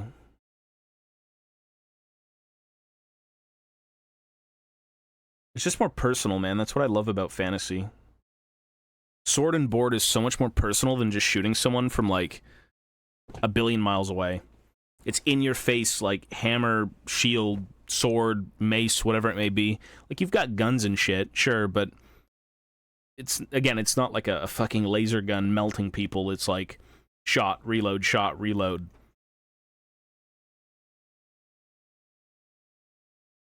It seems more involved.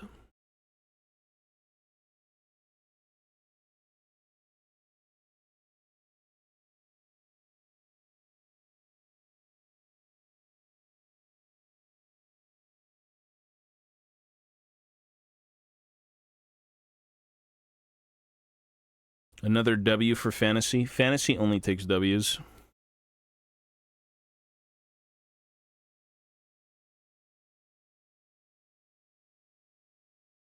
Well, I mean, you can never kill anyone in Warhammer forever. Unless it's fantasy. Because I feel like at some point GW is going to want to have them back for money. Or because people want them, and that's totally valid. But maybe not valid enough to break lore. How many races? Not like over 10.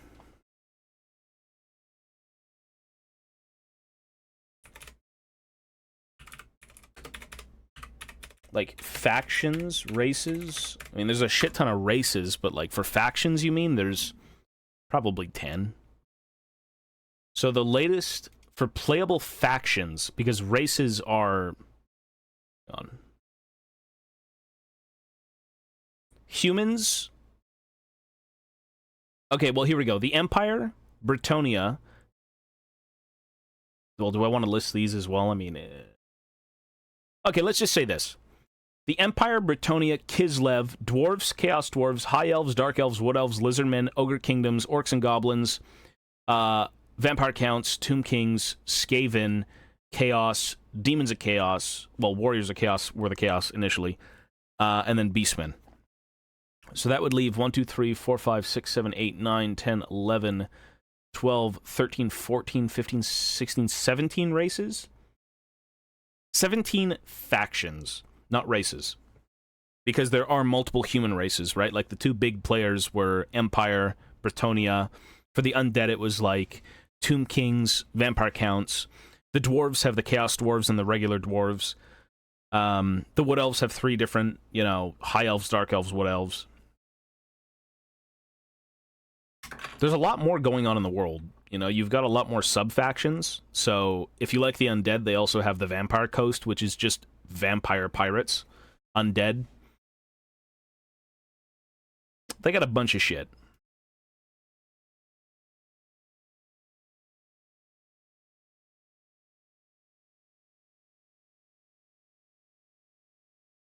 There's a shit ton. Yeah, there's a lot.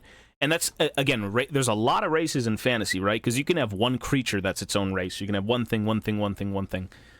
But yeah, factions typically, you know, for the dwarves, you've got, let's just say 30 units. For the Empire, 30 units. For the Wood Elves, 30 units. You know, maybe not 30, that's a lot, but you get a bunch.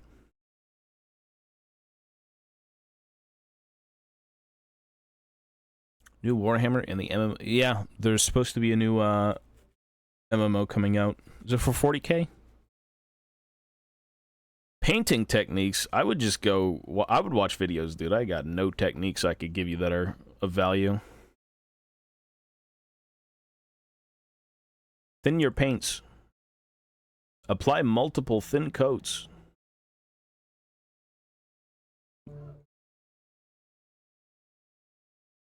Be patient. One of the biggest things to painting that I found, if you're kind of someone who likes mixing paints and coming up with your own colors and schemes, that's great. But if you're looking for a very specific color, you can also look at guides, not on how to paint things, but how to achieve certain looks. So as an example, this green, the boots, the metal, it's all just from a painting guide on, do you want your yellow to look like this? This is what it is. Do you want your greens to look like that? This is what you do. How you apply it is different, because like the shield is wet blended and a few other small things. But typically when it comes to achieving a color or a finished work, the base coat, the wash, whatever, so on and so forth. You could do it differently, but like it's extremely easy to follow like a flow chart of what you want. And for me, that's totally fine. I'm okay with the flow chart shit. You know, eventually I'll mix paints and do whatever else if I really cared to, but painting isn't my favorite thing.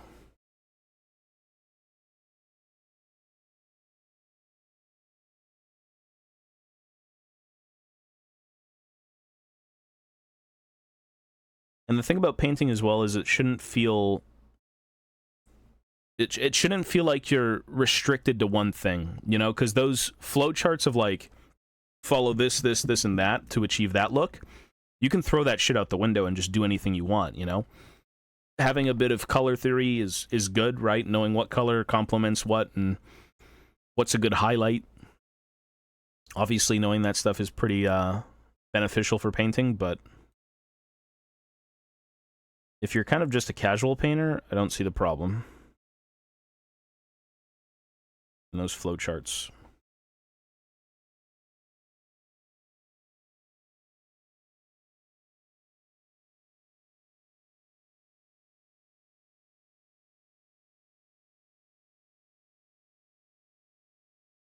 Although, let it be known that if you do want to paint and get better at painting, I think a lot of people would agree painting one miniature at a time is the key. Right? You're not batch painting a unit, you're picking out one model, you're painting it, and then you can look at that and be like, okay, I can do something different for the next model, something different for the next, you know, it's, if you can put all your power into just one thing at a time, your results are going to be better, right? Like, this is just base coats, I didn't get anywhere with this thing, but painting one thing and putting my attention into this versus 10 of them at once, you'll improve much faster.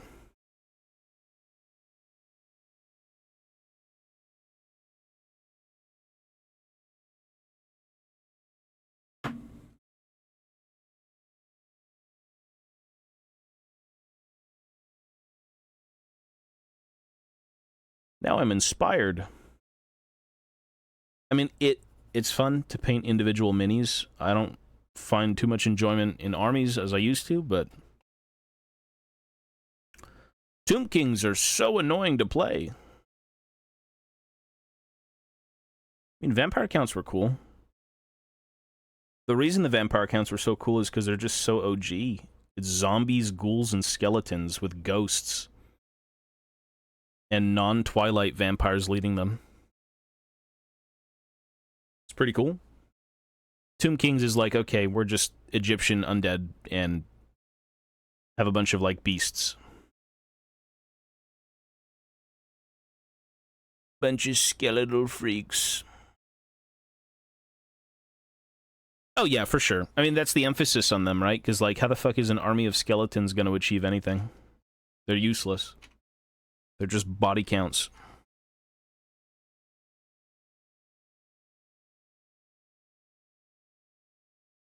The power is in the lords.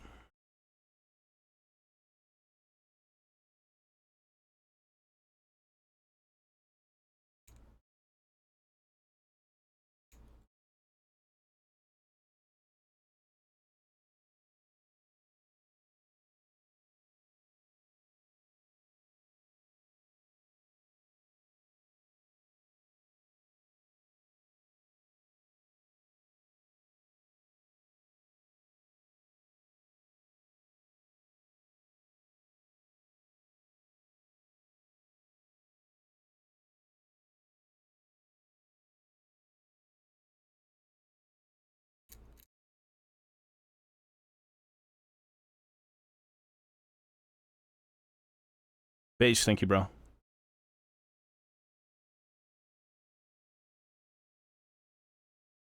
I've done Warhammer way longer than League of Legends.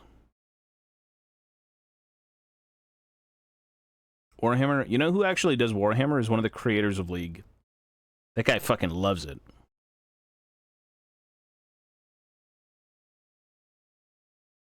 I think it was Mark Merrill. Mark Merrill, I don't know if you follow him on Twitter. God bless that shit site. This dude's at tournaments, he's playing fucking 40K. He's like, man, I love this shit. I love Warhammer. I don't even know what League is anymore.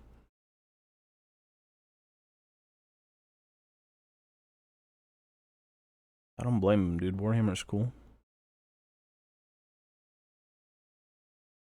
Mark Trinamere Merrill. Yeah. Go check out his Twitter. Scroll down for probably not even a minute. You'll see Warhammer.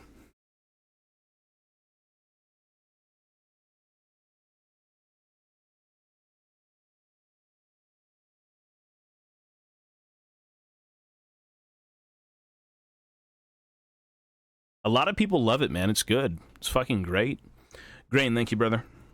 You're a legend. Clown Tears, thank you, dude. What am I a legend of? They won't do that. Oh, actually, they did. There's a few skins that actually took reference from Warhammer. There is a Caitlyn skin before the updated skin for Caitlyn. She was standing in front of a Leman Russ, like a guard tank, the battle tank Leman Russ. That was pretty apparent. That shit was clear as day. You could see it and be like, oh, okay, yeah, that's Warhammer. Gangplank's login theme. So you know when GP... You might remember this. So you know when they had the Burning Tides event and Gangplank died and he came back and you had the login screen of him crawling out of the ocean, kind of stepping on a rock with his cutlass and pistol, looking fucked up as ever? They actually referenced that pose to a Warhammer orc. It's like a one-to-one pose. Because even in the artwork for the orc, his foot is stepping up, and if you put them side by side, it's the same pose with his foot stepping up on a rock. So it's interesting to see that they would reference something like that so closely. And of course, with anything, reference, inspiration. If you love one thing, you can put it into another. You know, it's very apparent, but Warhammer references are everywhere. Dread Nova is 100% Warhammer? No, it's 100% me, dude. I inspired the Dread Nova skin. Remember that.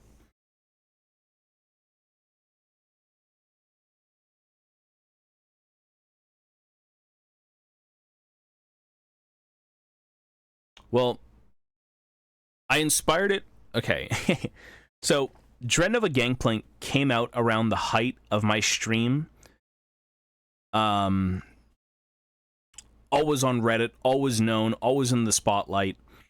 And I would play Kano every single game.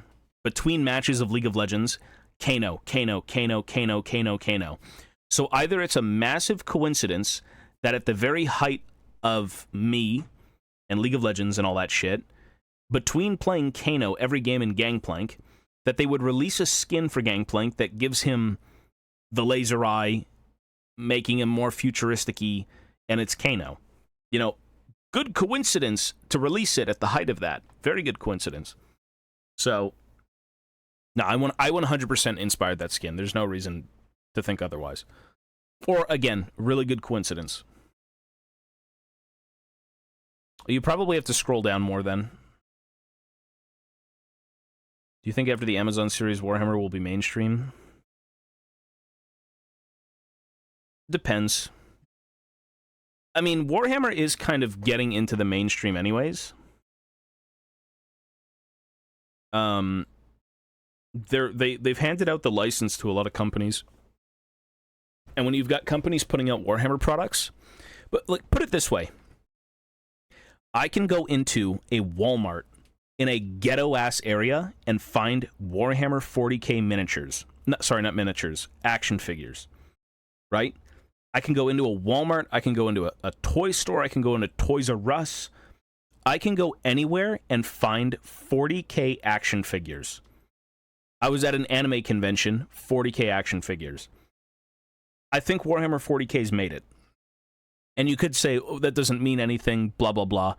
But if you know the history of Games Workshop, they either hand out the rights to, you know, produce stuff for them to niche, dumpy nobodies that don't really care, that put out half-assed products. And eventually they got to the point where, like, people would literally put out fan art, and they've been doing it for a long time, YouTube videos and whatnot. And GW was like, you're not doing that shit. You know, they tried to literally cancel all the Fanimations and everything and keep everything under wraps with them. But now it's it's everywhere. Everywhere you look, there's Warhammer in some form. Mostly 40K, right? Age of Sigmar hasn't hit with the fans. 40K was there for, I don't know, around day one. And 40K is their baby, right? I'll always love fantasy more, but 40K to Games Workshop is like their thing. The new game? What game? I think they had an RPG. Yeah, it's the Rogue Trader one.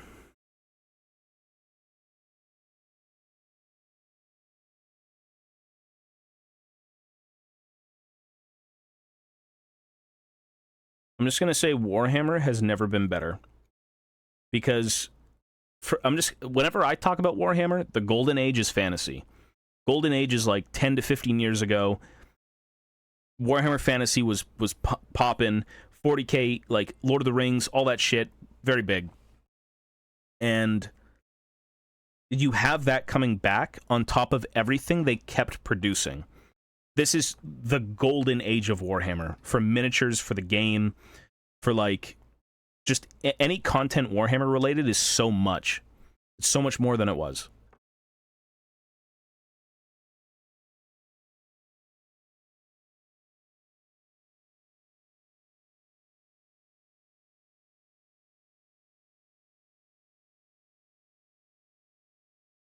It is time we started acting like it. Yeah, Dawn of War, baby, Dawn of War. Good game, good quotes, good voice acting.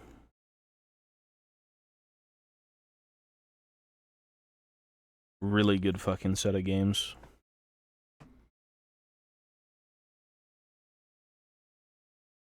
IPs in video games, movies, series, Lord of the Rings. Lord of the Rings, right?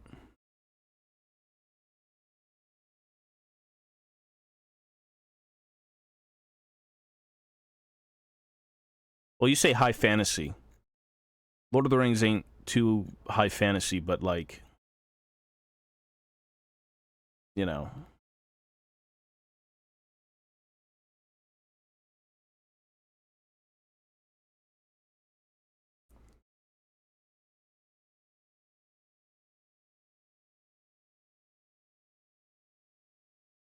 Garden Dawn of War is the most fun in RTS you can have. They were okay. We're working on, we're making Belagar. Belagar Ironhammer.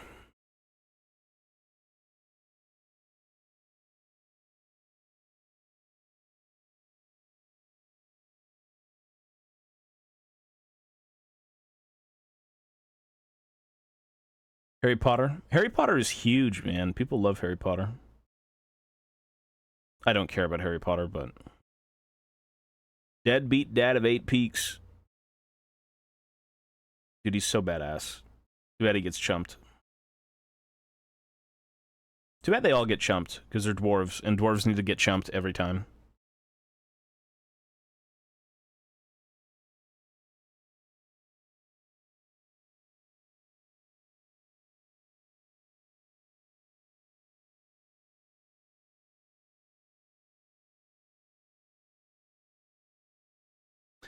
Yep, he got beheaded. He got mattocked in the head. He got, like... I think he got hit in the gut, and then he got hit in the head. Then he got his head chopped off. And then Thorgrim said, I'm not having any of this shit. And he fucking bashed him up.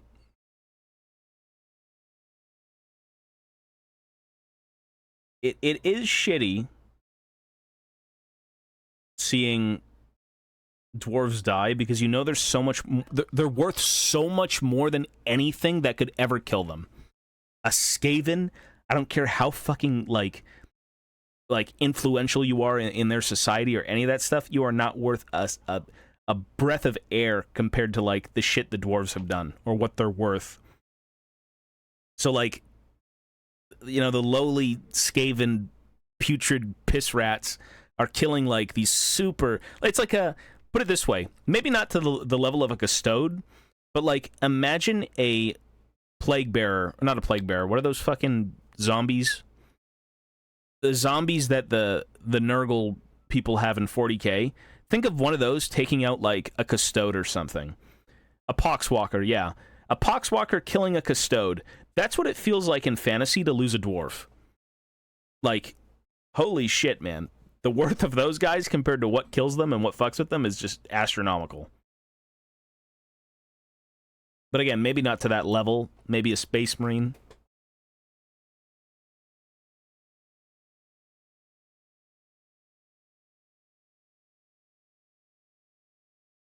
Not saying they're, like, incredibly strong and whatnot, but, like, their actual worth.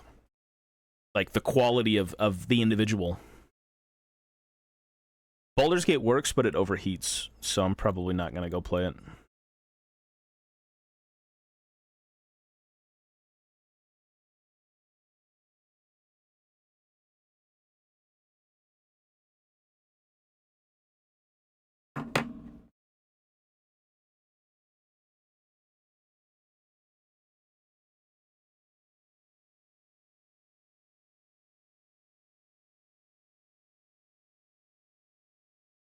Take a fan and point it at your tower. True. Squad of Poxwalkers killed my chapter master. I heard they weren't even that bad. I think people do play Poxwalkers. I'm not sure.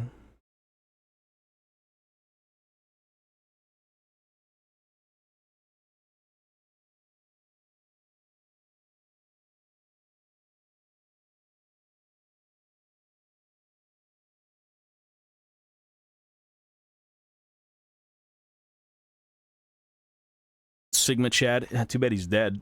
Too bad they're all dead.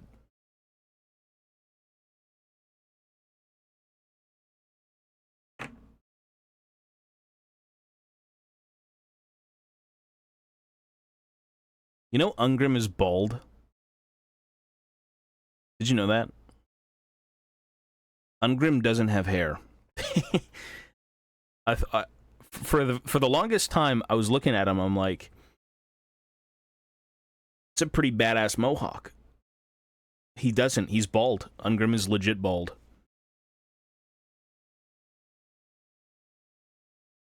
At least the art depicts him as bald. I'm pretty sure they also talk about him. He shows up in the Gotrek and Felix books. I don't know if they mentioned him being bald there, but, like, Ungrim art. It's a helmet. Because that's a pretty glorious fucking mohawk, bro. Like, holy shit. It's not his real hair, no. There's an image. It's this image. That's Ungrim. He's bald. He's a bald fucker. Yep. I think even in Total War, it shows him being bald. Yep.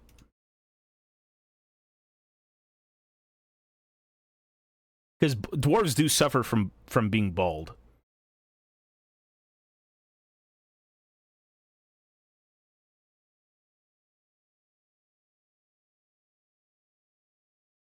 Well, there's a lot of cool ones of Ungrim. Speaking of Ungrim, I've got a, this guy does Ungrim. This guy drew Ungrim, painted him, and I actually have a print from the guy coming in.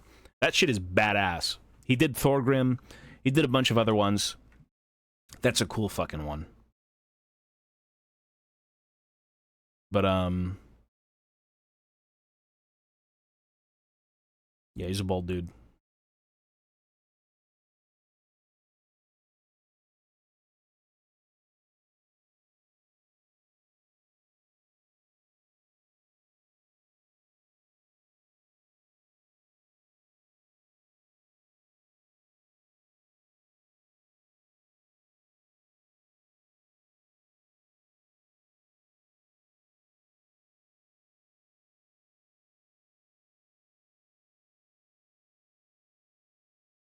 Arms like tree trunks. Stands on some orc's head. I don't think I've seen that one.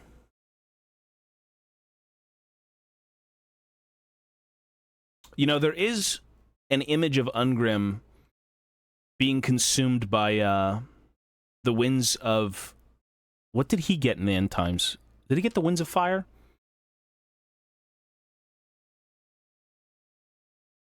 In the end times, Ungrim was consumed by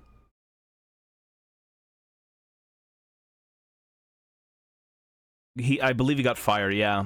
This was an image. There was also another image of him, like, straight up yelling.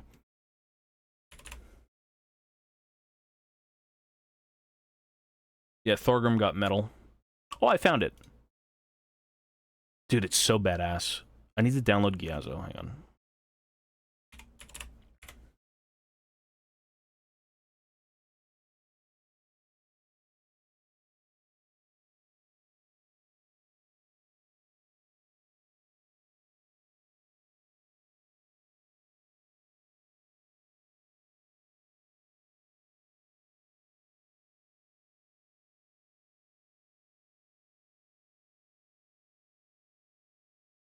DRG? I've played DRG. I wish I was a cool space marine.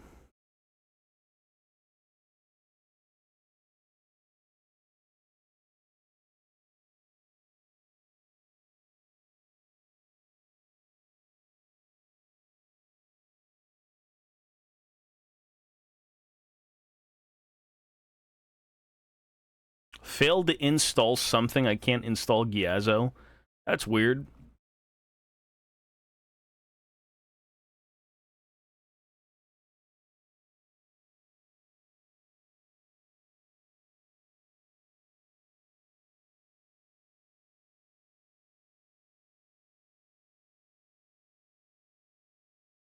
Yeah, the Moria survival game is supposed to come out. Use the snipping tool.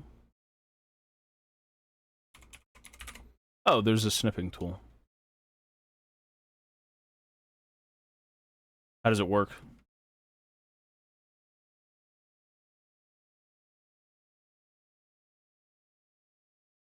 Oh, I see.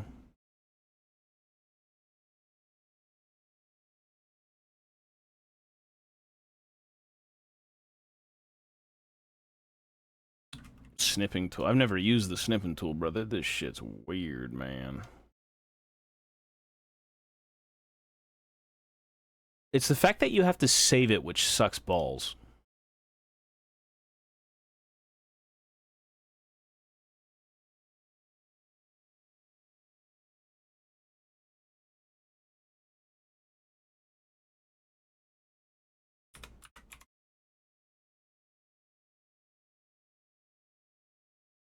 I believe the only two pieces of art...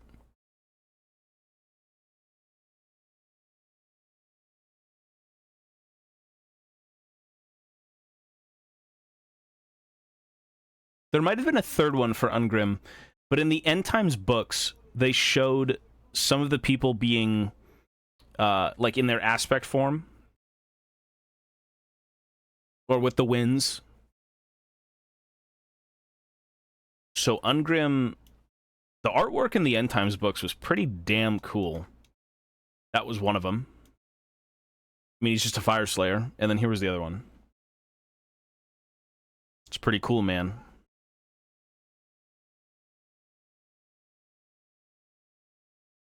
And then he explodes. And he's dead.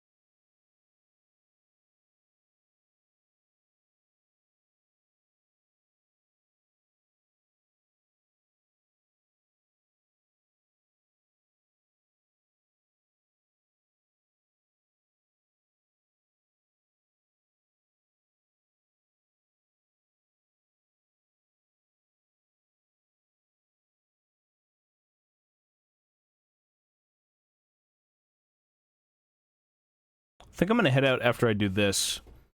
It's a little early, but I want to go make dinner.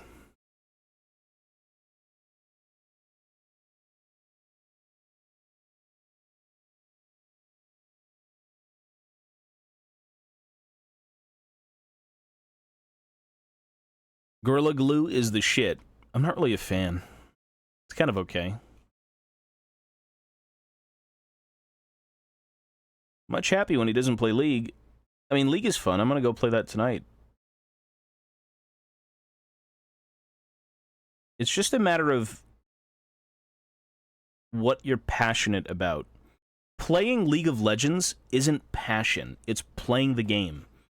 Some people are passionate, but, like, that's so surface level boring. Like, playing a game can give you satisfaction, but, like, the lore and the characters and the deep dive past that surface level shit is what I love. I wish they would pursue that in some capacity.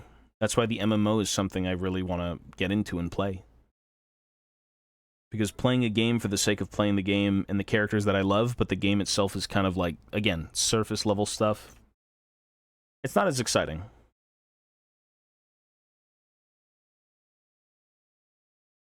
Has nothing to do with falling out of gaming or anything like that. Like, I still love games. I still love the content of games. But for me, sell me the universe. Sell me the characters. Sell me the lore. Sell me who they are in the world. Like, I don't want to fight some 18-year-old who only plays League of Legends all day and is completely miserable. I don't want to fight my past self. I'm sorry, I don't.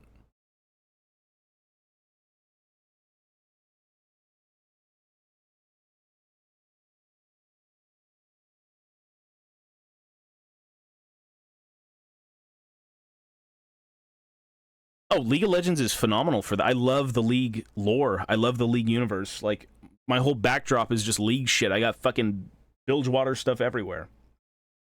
I love the universe of League. I do. I love the characters, love all that stuff. But the game is just a vessel for which they kind of, like, translate it a little bit, but it's not as good.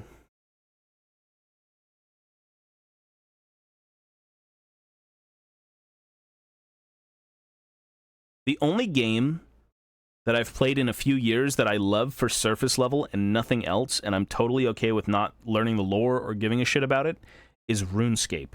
Because RuneScape comes from a place where I was a kid and I just played it for fun. You know, I didn't think about it too much. I'm like, today I'm going to go woodcut. Today I'm going to go mine. Today I'm going to go kill a dragon. Blah, blah, blah, blah, blah. Yeah, the lore, the music, what, like, Riot gives you the whole package for characters. That's why people love them. They give you the themes, they give you the look, they give you the personality, they give you the voiceovers, they give you lore on them. It's like a complete package for a character. You can't ask for anything more. Maybe like events and short stories and things to elevate that even more, like show the characters in different lights or just continue their story, which I love that stuff. But it's all, again, beyond surface level. It's not the forefront of League of Legends. League of Legends is a game first and foremost, and everything else is secondary. You know? Okay, that is Can you cancer empathize? Huh? Childhood memories are good, though. Don't care about the lore. The thing is with lore is you need to... Oh, Oh, I read that wrong. Well, one sec. The thing about lore and the thing about liking something so much is just your interests. It's your subjective, taste, right? I love dwarves. Nothing will trump dwarves in Warhammer, period. I'm a diehard dwarf lover. Like, I love the lore, I love the look, I love the fucking personality, I love everything about them. I love the artwork, I love the stories, I love the voiceovers they've done for Total War, I love the way they play, I love everything about them. So that's an easy sell for me. For League of Legends, you could say, I don't like the lore, give me the gameplay and stuff like that. But that's probably because that's kind of what League is to begin with. It's a game. You know, they developed stories and they did a bunch of stuff, but I can see why someone wants to bypass that and just go straight into give me the action, right?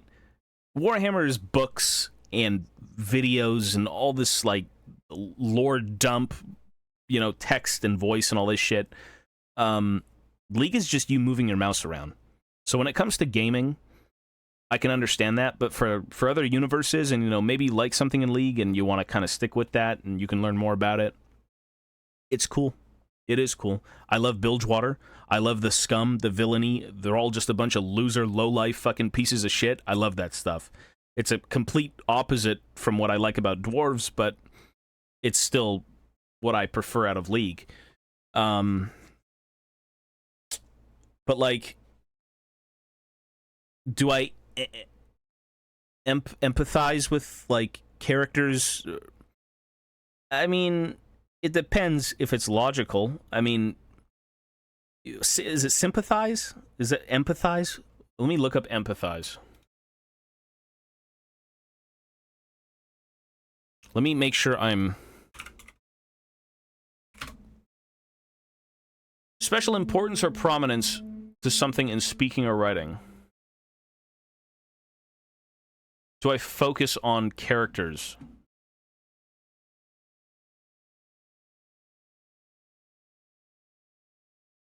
Put yourself in a person's POV. Well, that's the thing. Do I relate to Gangplank? Have I lost Bilgewater and I'm going to kill everyone to get it back and make pacts with the devil?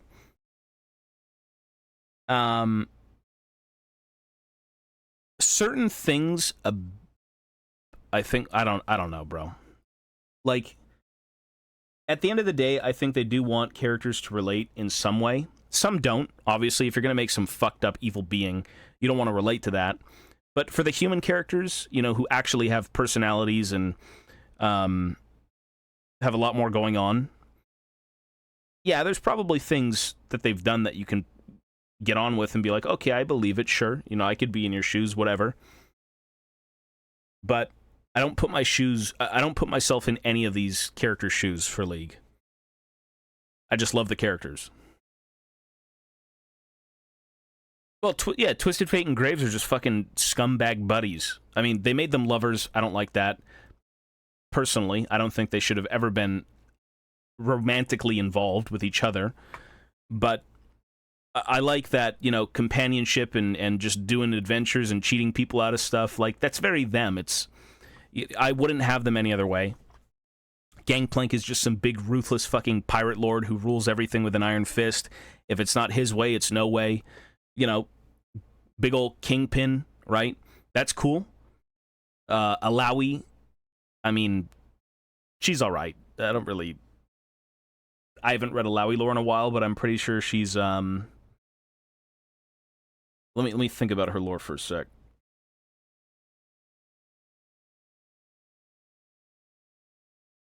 I'm drawing a blank.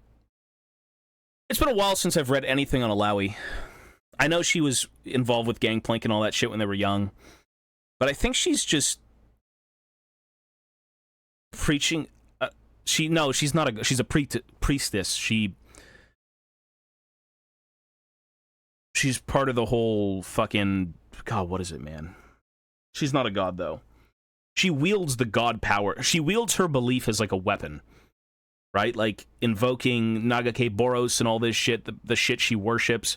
It kind of manifests in the idol and, like, you know, she's beating you with her god, basically, with faith. Her stuff I didn't read much on, but I don't know if I could get on with it. I'm not too religious or anything, but she didn't save GP's soul. The whole thing is that if Nagake Boros says everyone is worthy, and you just kind of have to prove yourself type of deal, and as fucked up as Gangplank was, they gave him a chance, right? Like, he could prove himself. He could be worth something. And he did, and then with that, you know, she viewed it as, well, if my god allows him to be worthy, then I must help him. I didn't read the Alawi Yorick one. Misfortune's kind of like Batman. It's just like bisexual woman Batman. You know, I want my father and mother avenged, whatever. She's probably the most boring. She's probably the most boring. And Batman's cool as fuck, but like Miss Fortune, something about her lore, it's not as intriguing. Gangplank, again, is just some big asshole who rules everything, but like he's more exciting, like as a character with the lore. Who else? Nautilus is cool. Pike is cool. I thought Pike would have a little bit more depth, but Pike is just a lost person. Nautilus feels like old, dated lore. I think he needs to get reworked. I think that's it. Pantheon's lore is cool. Neela was pretty cool, right? I read a little bit of it, where she has to travel the world and, like, kill a bunch of fucking monsters or some shit for some demon, something like that. I'm not familiar.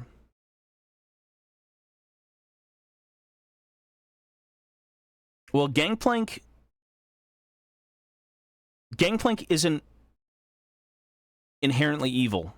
He's just a man who wants things that typically don't come, like... He wants Bilgewater that he lost. And, I mean, he was a fucking pirate, bro. Being a pirate's kind of... I mean, you could steal from bad people. You could steal from good people. What does that make you?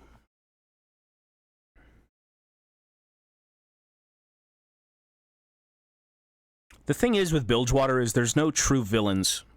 There's no true, like, the most evil person to come out of Bilgewater is probably Gangplank. But even he is more human. Even he's less of a villain than an actual villain, right? He's just a dude. He's a pirate. He's not some evil demon being who wants your soul or any of that bullshit. He's just a guy who wants to own a lot of shit and rule Bilgewater by himself. Callista's Shadow Isles. But she goes and collects souls in Bilgewater. They all do, because it's right next to Shadow Isles. Don't think she's Superman. Wait, sorry. I don't think she has Batman's superpowers of being rich is why. Well, she's got her tits hanging out, bro. That's her superpower. That's misfortune. That's her money.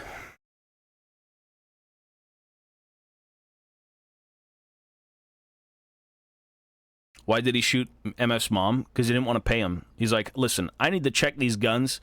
These are pretty cool. Let me see. Boom, boom. They're dead. He gunned down her parents to try the guns out because he didn't want to pay. And also just to see if they worked. So, I mean, Batman arc for misfortune. I mean, her wanting revenge is extremely justified. What she does to get revenge, like, she uses... It's a whole game to her, right? She makes Twisted Fate and Graves fucking her pawns. Even Gangplank becomes a pawn in the game.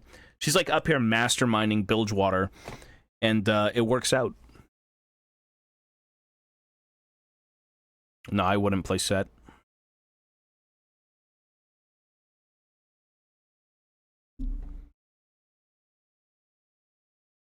Everyone's a pawn in the game. The misfortune.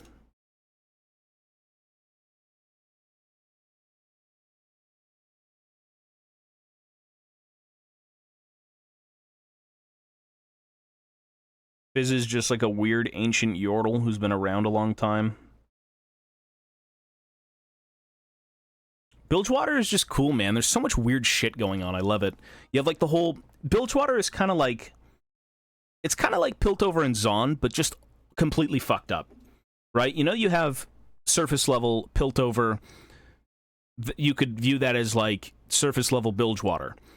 But then you've got Zon, which is all the gangs and the slums and all this horrible shit going on. And that's, like... You know, you're going... pretty far deep into Bilgewater with their cults and their weird gangs and their clubs, and, like, as an example, look at fucking what's his name? The Fight Club with that one guy. I forgot what it was, but Piltover Zon is a big American city. Bilgewater is Somali pirate port. Well, they kind of have, well, I mean, there's just different layers to Bilgewater. There's, like, again, surface level. you're out and about, you're not going to die in broad daylight, right? Like, there's a bit of law in Bilgewater. Now there is, at least. But it's still not a good place. But, like, the more you dig in Bilgewater, the further you go, the worse it becomes, obviously.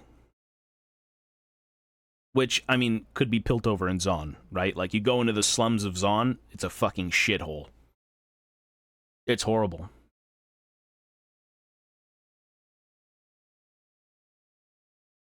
Well, because they don't want to invest in that stuff, man. They want to invest in the game, which makes sense because the game plays at the forefront. But like, I don't like the only thing.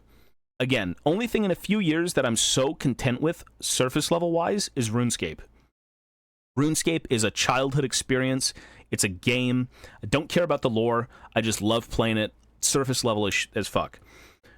But then you've got games like League of Legends, where I like the surface level gaming, but I love the lore, I love the characters, I appreciate the writing, I appreciate the music, I appreciate the personality they've got, the voice acting.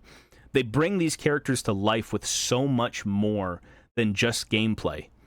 And that's what's so big about characters and companies who actually care about what they're pushing out, is you can make a character, but then you can make a character real. You know?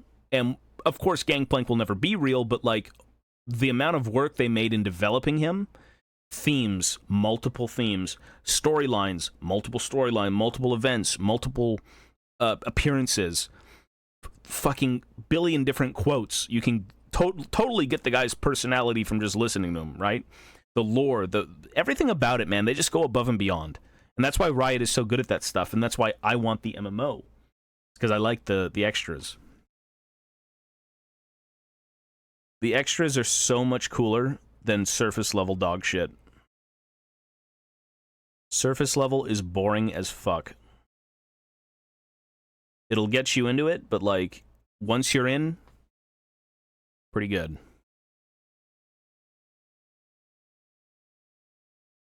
Well, they have the voice pack for Gangplank, they're just not releasing it.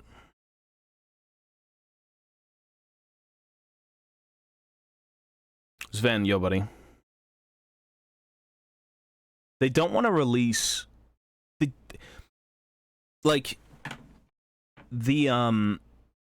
coolest thing they've done was release a fucking summoner icon. That's the coolest thing they've done. Crazy enough, in my opinion, that's the coolest thing in a while with League of Legends. Because it's like an updated look at the character, but it also incorporates the region where they're from. And I'm like, dude, that's fucking awesome. Because League was supposed to give us custom character profiles that allow us to show what regions we like. That's cool. I like that. And a bunch of other shit as well to kind of like push the personality of the player into the game. Again, I don't want to self-insert myself into League. I just like a lot of stuff in League that I would like to represent and fucking look at.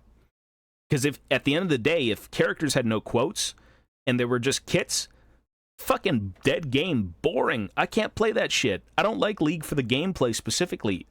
Like, I like the characters.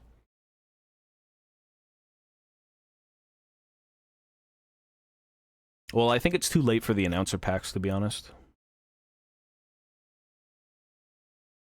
League is, again, the people behind the champions in League of Legends, fucking phenomenal job.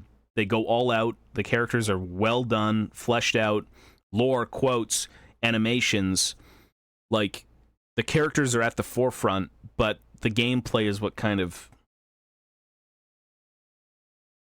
divides it a little bit. Just because it's a MOBA.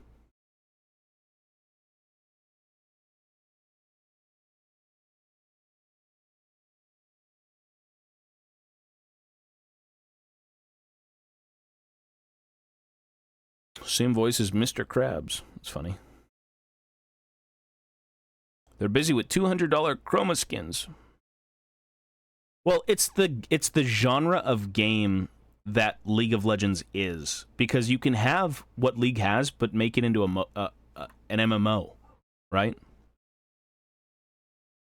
The MMO is like, MMOs are the only things that can do those universes justice, because it encapsulates it encapsulates the universe. It's what it is. When you create a world full of creatures and characters and lands and gods and monsters and all this weird shit and all this crazy stuff you've just come up with, there is no genre that can do that better than an MMO. But it's also incredibly hard because an MMO is like, it's the biggest type of game you could ever produce. There's just so much shit going on. Well, because people, again, like, people play League of Legends for the game. You've got some people who appreciate the lore and stuff like that, but they know their numbers. Do you think China cares about Gangplank's fucking history? Or his character, or his quotes, or any of that shit? Like, I'm sure some people do, but, like, a game needs to be fun to play, period. Or it's, like, who's gonna play it? It's a game. So the gameplay is number one. That's fair, makes sense. But, like, the gameplay is accompanied by so many cool things that clearly don't get the attention it kind of deserves. His Chinese name is just Pirate. I'm just saying, man.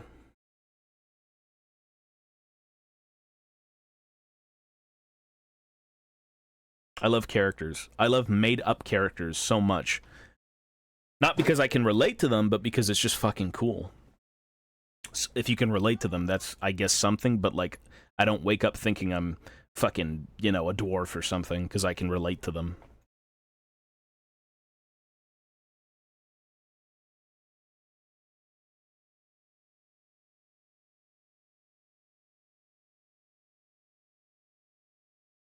I unironically like made-up shit more than real stuff. Like, don't put me in front of Oppenheimer again. Put me in front of a 3-hour-long video of, like, Thorgrim lore. Like, I'm good, Mr. Oppenheimer.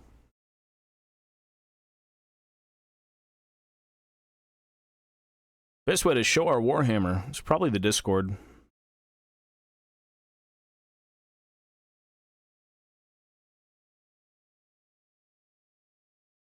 That's because it's easy money. People love Samira. People love, like, certain ideas will draw people in. Even if you don't like a character, if you make them all... if you're listen, if you're selling to China, number one, you're selling to China, period. China is League of Legends. It owns it. It's everything. What skins would you sell to China? What is the aesthetic that you would push for with anything? Right? Like, I feel like a lot of people who play League outside of China as well, like the Western stuff, they're on board as well. It's the same stuff. Like, the anime, you know, it's hard... It's hard to put into words the aesthetic, but I have the exact image in my mind. And if you played League, you know. Anime girls and Chinese... Okay, has nothing to do with Chinese New Year. It's just like, if you go to Japan, it's like anime, right? And not all anime is that, but that's the generalization of it. It's like, that's the aesthetic. More people are going to like that than, like, something else.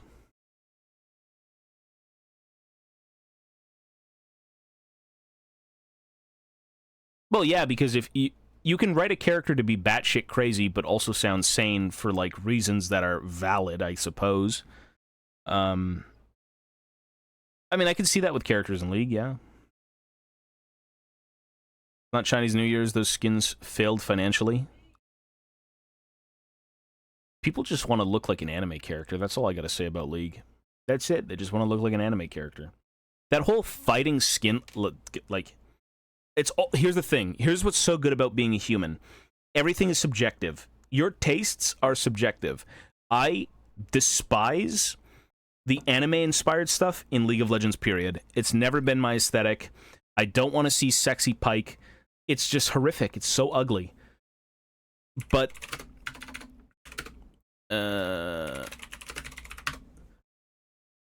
like, it's again, it's subjective. If you like this stuff, that's totally valid. That's your opinion. That's completely fine. There's nothing wrong with it. But, like, when you make my character look like this, What the fuck is that abomination? What is that? That's horrible. That's beyond horrible. And I don't know if you've seen the dude's pants at the bottom. Oh my god, it's so garbage. It's so garbage. It's so far gone from like, and I know like the thing with skins is they're supposed to be different characters. I get that. But like, fuck me, bro. That's like poo-poo ass. It's not for me. The Old God Volibear, that is cool. Old God Volibear is very cool. Yeah. The fighter skins, I don't care about. A lot of the new skins, I don't give a shit about. I miss traditional, believable, grounded skins that I could view it and be like, that's something he could be. But I can't look at Pyke and be like, bro, that dude's in a K-pop band.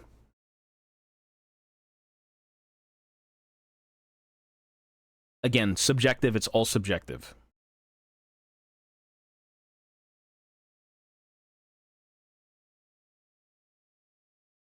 Could have chose better champs. Well, Pyke isn't... I don't know if they think about this, but like, certain characters they know will sell. Anyone from Bilgewater these days is typically just Pyke. Pyke is the most popular Bilgewater champion. People like him. I like him. I think he's cool. A little bit of a shallow background, but like, if he's gonna get skins, I mean, I'm fine. I'm good with it as long as they're not all that.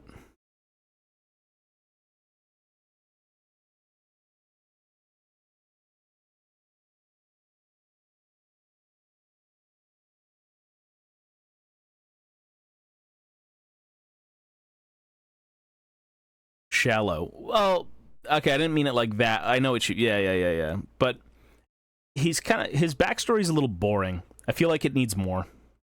I can't feel sorry for the guy. He's just... It needed more... A little bit more.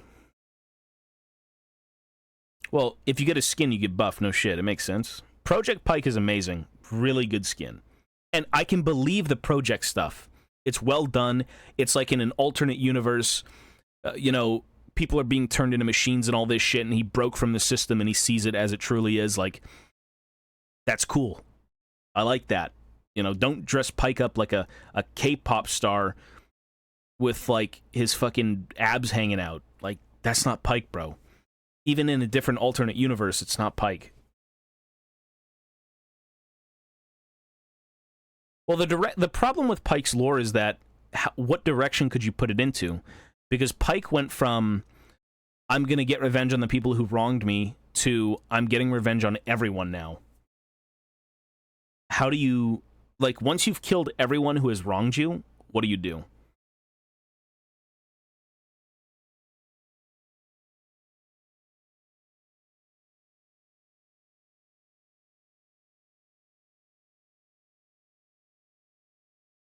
Pyke's lore is a little lame. I just thought it could have more heart. Like, give him more of a reason to want to kill the people who left him behind. He was a fisherman, that's it. Like, what about Nautilus? Nautilus was into the depths. Nothing came of that. He turned into a giant titan, and that was it. It's just...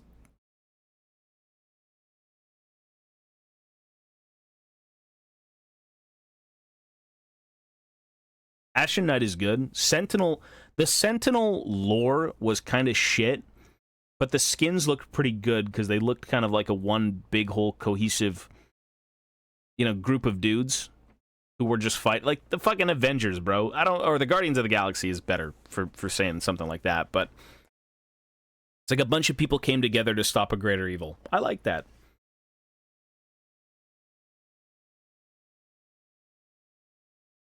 The way they did it, though, was a little weird, and the reasoning behind some of the characters was kind of fucking dumb. Sentinel Graves was mid. I hated how goofy his lines were, because they made Sentinel Graves into a clown. They made Graves into a clown, period. And there is justification for that, and I can kind of believe it. And crazy enough, I'm actually meeting the voice actor of Sentinel Graves in, I don't know, a week. He's going to sign something for me.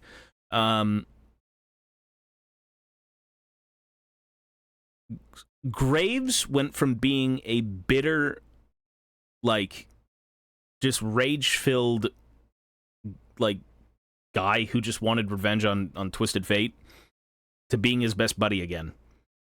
You know, if he was thrown in prison because... Imagine this. Imagine being thrown in prison and being left behind by your best friend. Right? Thinking he betrayed you. He left you behind. He didn't care about you anymore, and you were buds since, like, birth. Whatever it may be. You'd probably be pretty fucking pissed off, and you'd want some sort of revenge. But now that he has everything he wants... It makes sense that Graves would kind of go back to being a doofus if that's what he was before. You know? He got his friendship back. Blah, blah, blah, blah, blah. He's a pretty sound guy now, you know? He's not someone who's looking for revenge. Graves' personality is better than TF's. Well, their personality, I feel, kind of got, like, entwined in one. It's just Pinky in the brain. That's kind of it. Like, I can't really think of one without thinking of the other one because they're so tight-knit as, like, a unit. And with that happening, they did kind of, like, water them down. You know, Graves is just a big musclehead idiot. Twisted Fate's a slender fucking, like, you know, I'm gonna think this through. But I never think of their lore individually because it was never written to kind of be individual lore. They're just a duo. Yeah, I can't think of one without the other. That's just who they are.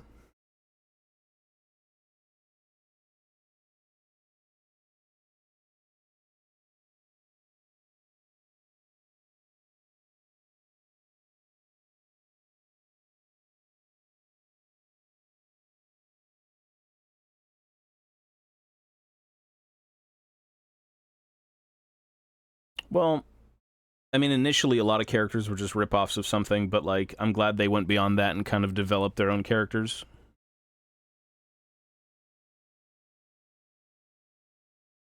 Because that's good to see. I mean, there's nothing wrong with being inspired by something, because everything is inspired by something. You know? It's just how heavily do you lean into it, right? Like, you want to go the Gambit route. I'm pretty cool with TF being just as he is.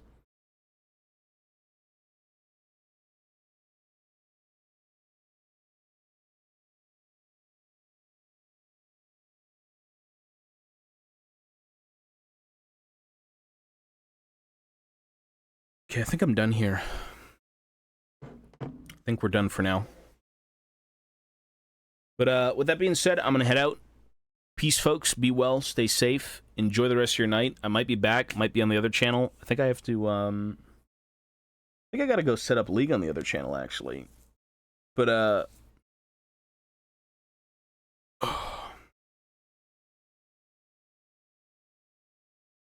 well, Seraphine is way better.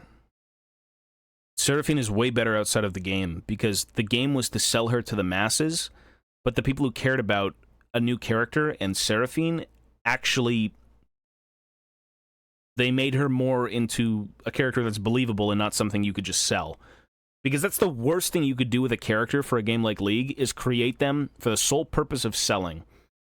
Right? You create a universe of potentially popular characters, potentially not. Blah, blah, blah, blah, blah. But when you specifically go out of your way to cash in on something that you know is popular, so you mold a character into that specifically, that's garbage. That's not even a character anymore. That's just a, like, I don't know what it is. So, unironically, Seraphine is much better than what she was initially. So hopefully they fucking take away that dog shit skin and make her different. But yeah, anyways, I'm out, folks. Peace, peace. Stay safe. Be well. And I'll see you next time I'm on.